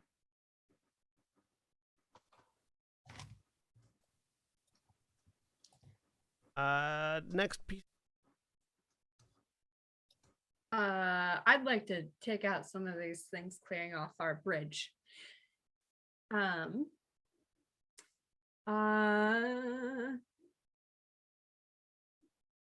Let's see.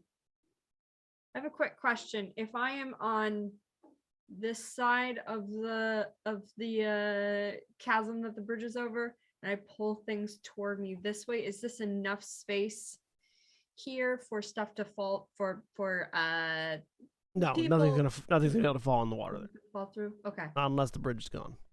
Okay. Other direction though, yes. Because that's a bigger spot. Yeah. So I am going to move and boost to get over here. 8 spaces, yes. And then I am gonna use the magnetic cannon, which is gonna get 8. Just that guy, because I can't get close enough to get all of them, but this one right here. It's gonna succeed on a hull save.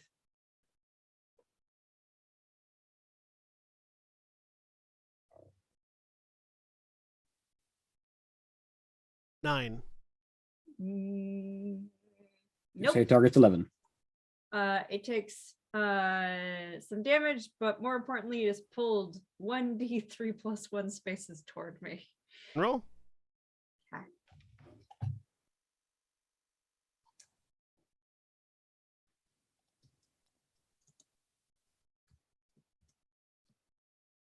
Two. Huh? Not quite. Yeah. So One d three plus 1 spaces, so 3. Oh. no, the No, plus it- one's we in rolled the- a 1. It's It was a 1d3 1. plus Sorry, my one. bad. Yeah. Plus 1. Uh-huh.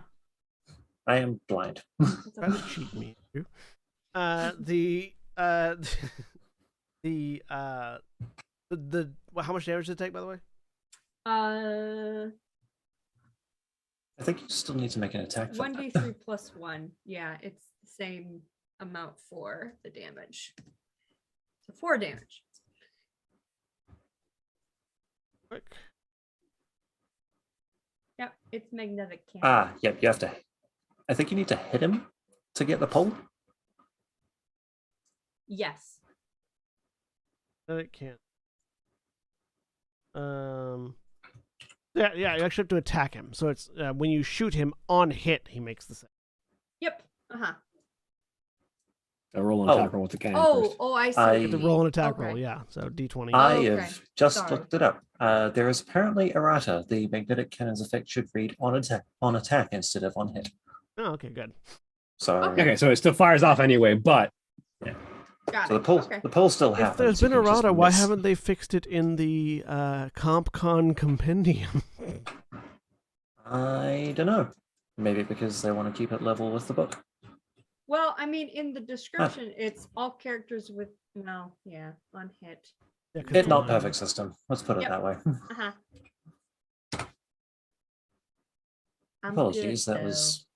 I knew that was a point of contention previously. I just.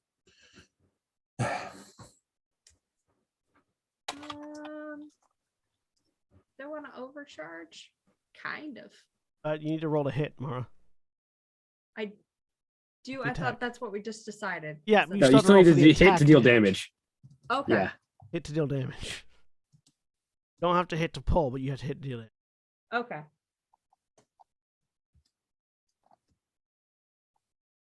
Nine. Which hits. Yeah. Okay.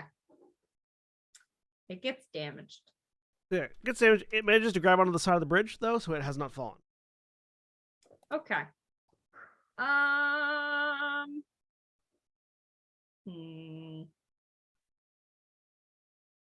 Nah, that's my turn. Turn.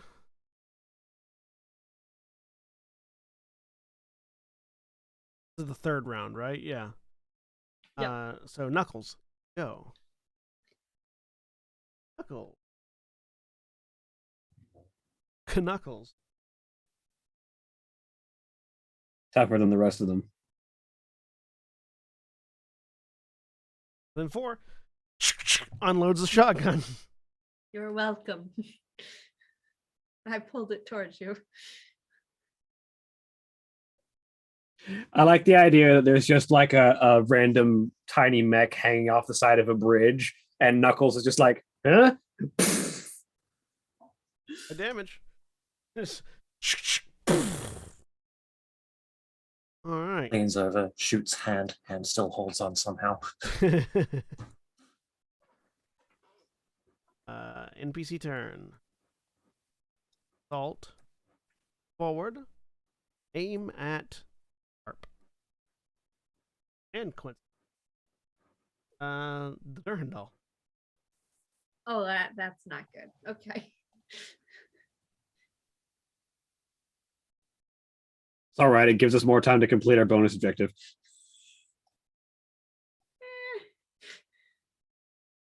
Depends on the damage output. Hit you sharp. Yeah. You take six kinetic damage. Ow. And next, so gets a attack. Particular mission. Hits 10. So Durandal takes 6.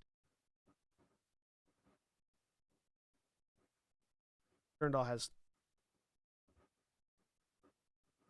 So it takes.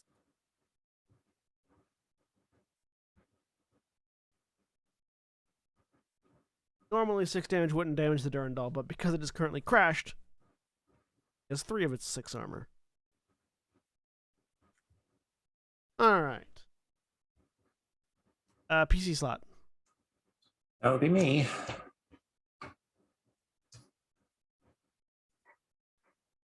Knuckles, Fury, what's your status? Over the comm, Knuckles goes. Holding him off. We're fine. Well, let us know if you're not. Okay, so I'm gonna move 1, 2, 3. By the way, did you want to use your turret's reaction at all?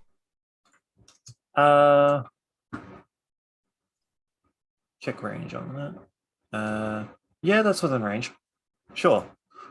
So 3 extra damage. It's the slowly rotating back and forth turret barrel. Just chirps, turns, fires. Are you still there?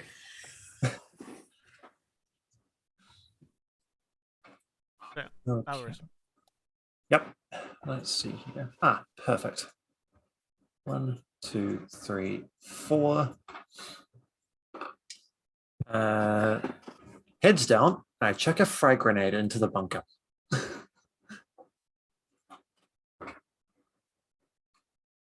So I Go need ahead that and assault. cover. That doesn't matter because he's making an agility save.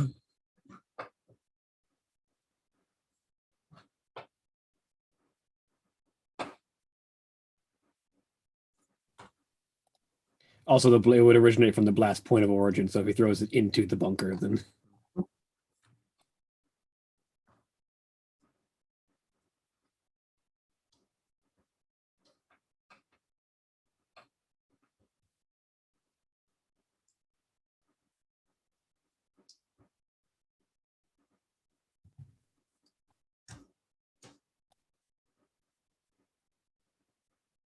What you looking for?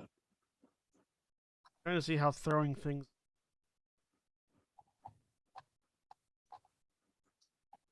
The cover is determined from the center of the blast.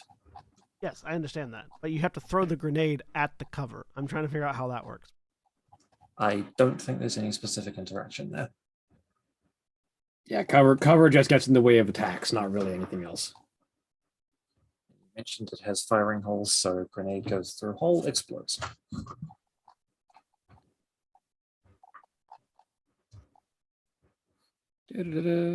Cover rules are on page 66. Go to the book.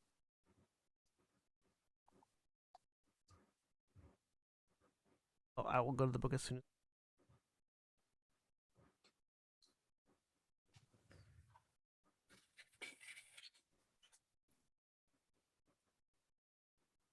$66.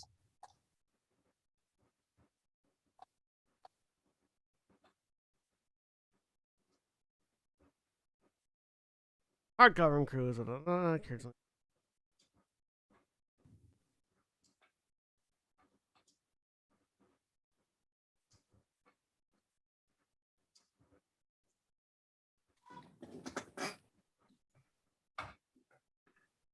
It also specifically only helps with ranged attacks, which is going to be relevant for my next turn. When I stand on the bunker and put my energy blade through it. Yep, does not care. All right. Not care about. Does it need to make a save? Agility. It is 11.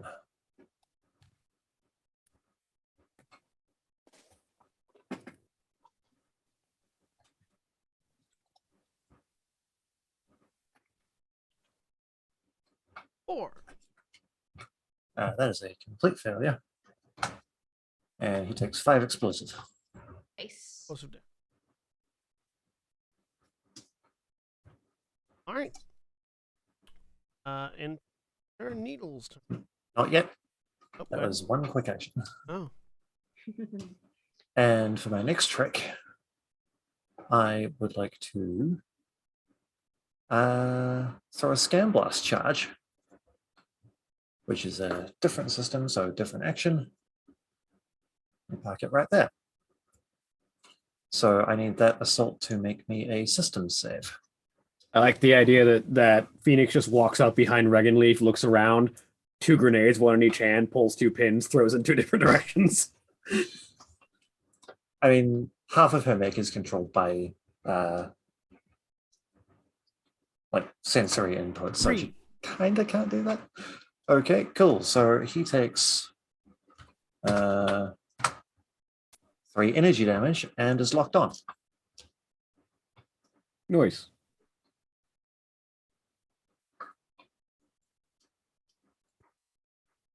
Scan blast out. Targeting systems should be updated.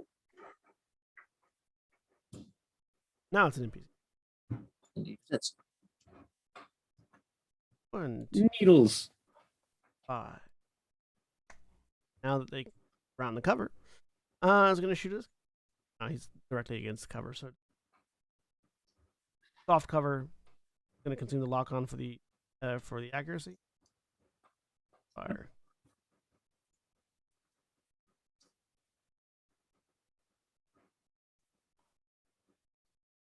Hit. 5 damage. 1 to 4.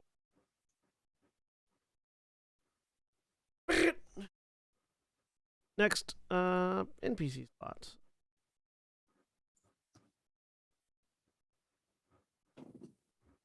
The alt. Fire back.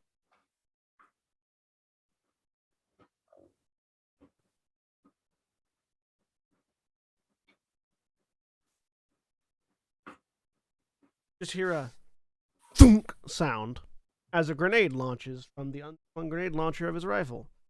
Regan Leaf, Thinner, and Battle and back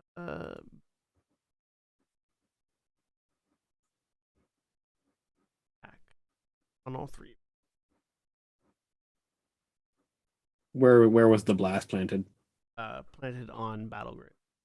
All right.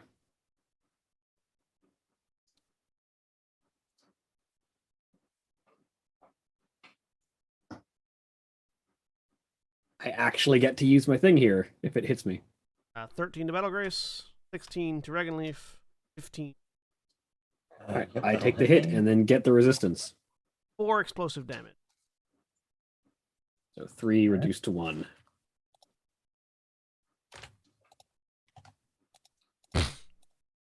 Two. Oh yeah, round up. Yeah.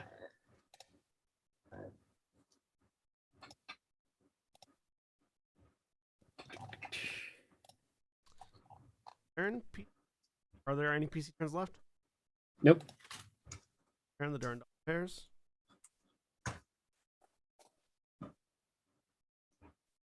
This time. That's exactly what it just took. Oh, it took. Yeah, no, that's right. It did take. All right. Top of the round. Peace. Oh, no, sorry. NPCs. Wait, no. No, there's still one. Pilot.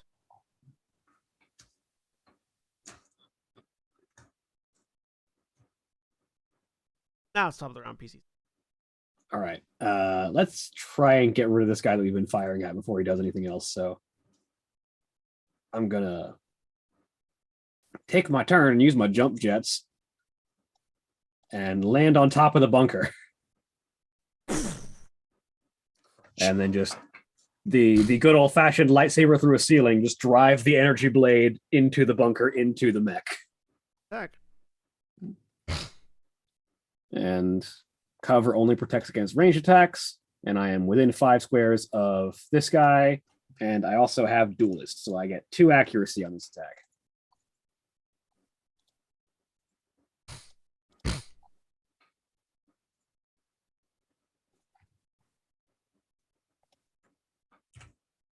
$17 to hit for 5 AP energy damage. Dead.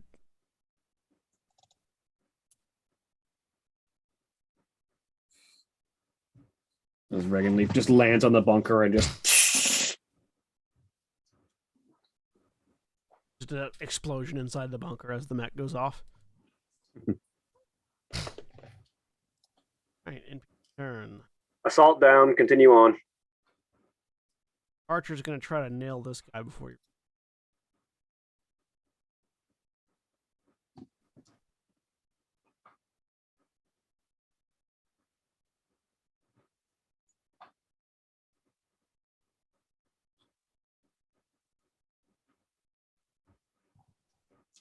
He sort of hits the dirt around, and as predicted, he's gonna take a run. Archer goes, target running.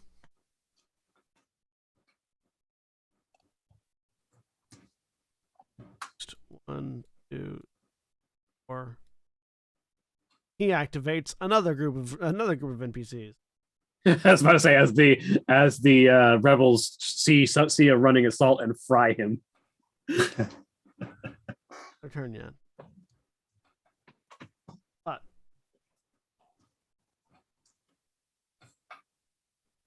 I would like to go. Go for it. So I'm going to move 1, 2, 3, 4, 5. Um,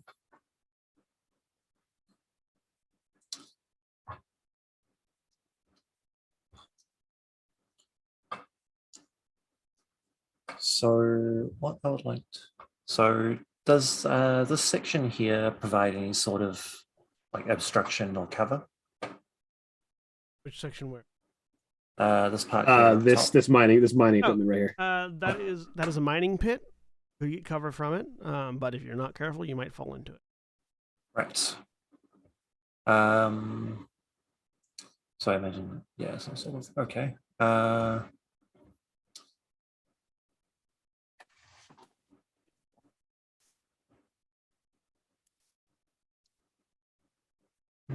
I outfitted myself really badly for this, now that I think about it.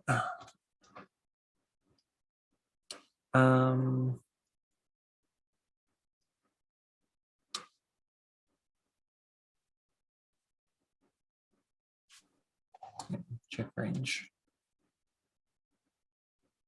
Blast. Darn it, if I'd moved one more on my turn last turn. Okay, I would like to stabilize to regain health and reload. So I mark off a repair. Okay. There's on this thing.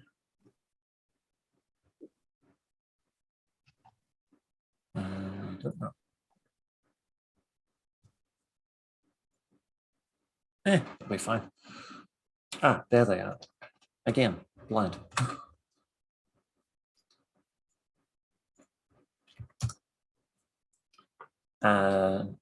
Once Phoenix is finished reloading the laser rifle, she slings it, pulls out a sniper rifle. Oh wait, no, she doesn't, not yet. She will instead overcharge to skirmish with the newly reloaded rifle. Like that. Nothing else is in range, so firing. It's 1 accuracy. 19. Hits. For another 3 damage. 3 damage. All right. Up. And then she slings the laser rifle onto the back of the mech and pulls out a sniper rifle that she had printed. So you stabilized. Action. Yes. Overcharge for a skirmish, and the switching to sniper rifle is just cosmetic for the next round. Yeah, pure narrative. Gotcha. NPC turn. Yeah, that's me done. Also, sniper rifle has ordnance, so couldn't pick him off early. Knuckles.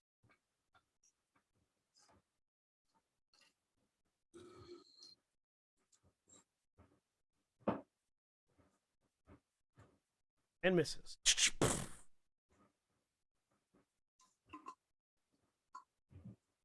NPC.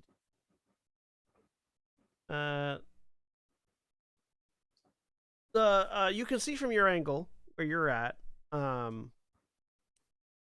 that there is a not much larger, but still larger than the other rebellion mechs, standing amidst a pair, who turns and sees the running Hesinian trooper coming up, and wheels around this flamethrower. Does it sort of points at it, and you don't hear anything obviously, but you can tell he's giving some sort of. As he does, one of the troopers turns and fires. Because he got reliable too, and got a couple hit points left. So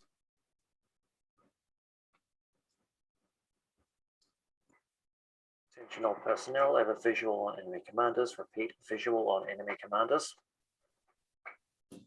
fire the world burner.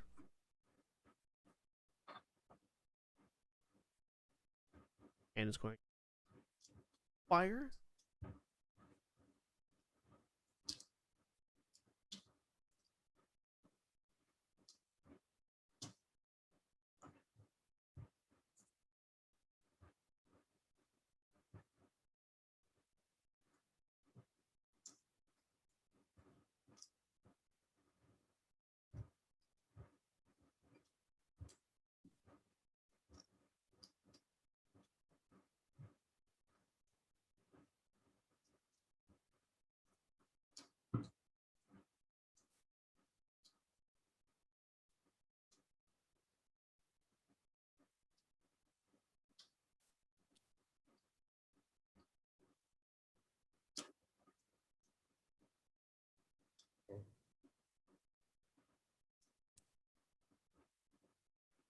And then as it does this, you can this eruption of flame just engulfs the area around the world burner.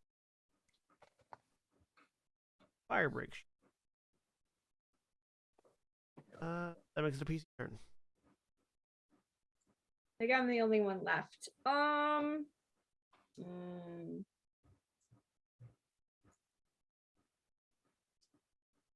Knuckles, I believe in you. I'm gonna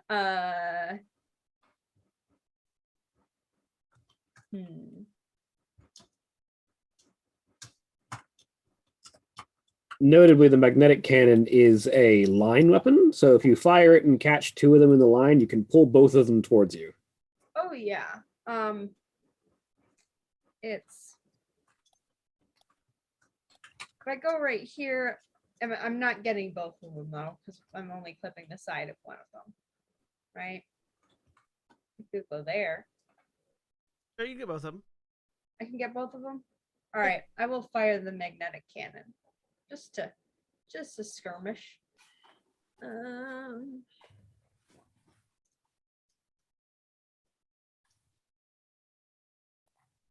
Step 1. I can get all three. I'll do that then. Let's make this fun. Yank all three of them into the water. God damn it. Well, you Well, miss that the was only damage, but they against still one. get pulled. You make separate attack rolls for each, remember? Okay. That's better. And then 3 hull saves. Yep. Fail, fail, and fail. Sweet. That's the one that has the actual positive modifier. Rolled the lowest.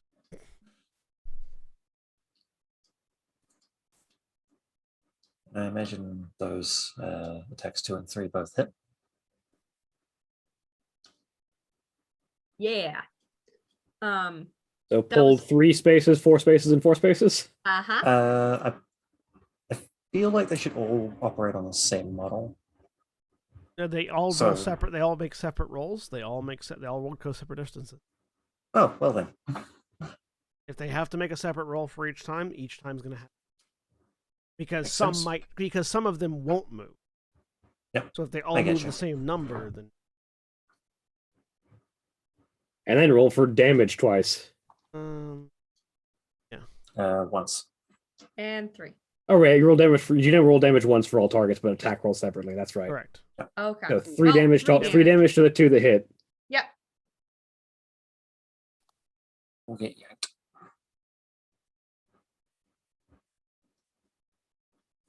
Please tell me they all end up in the water. I would be so happy. Well, 4 I mean, yeah. in order. 4, yeah. Yeah, no, all 3 of them end up in the water, regardless of damage.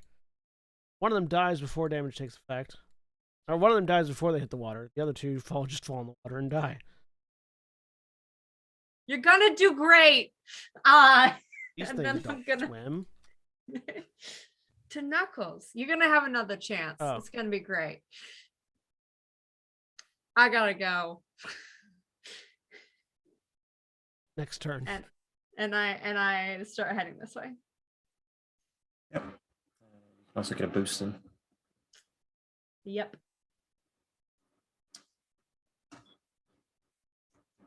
That's my turn. Oh, that turn. Sinner's turn.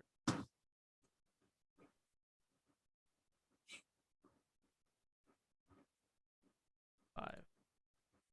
No way. Dragon Leap.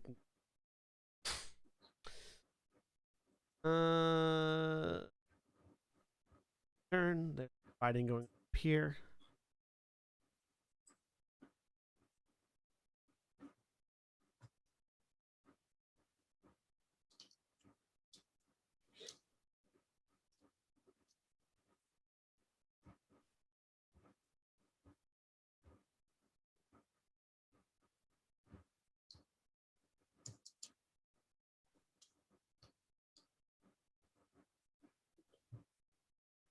some accuracy bonuses.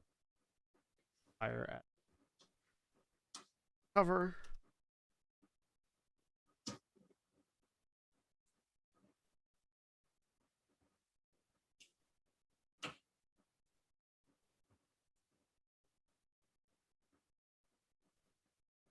For 3 though. Pings off the arm. All right. Any other PC slots? No. Nope. Durandal heals. All right, and so as we some more rounds happen, but the more relevant thing that's going to happen at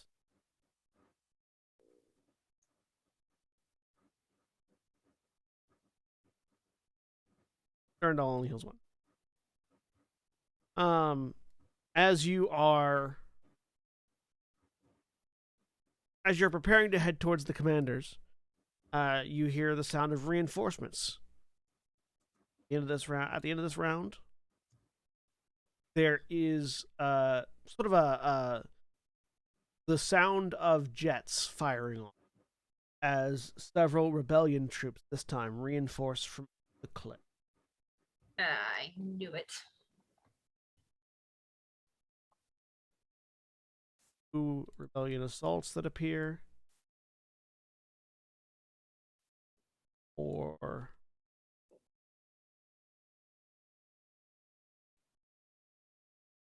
Right.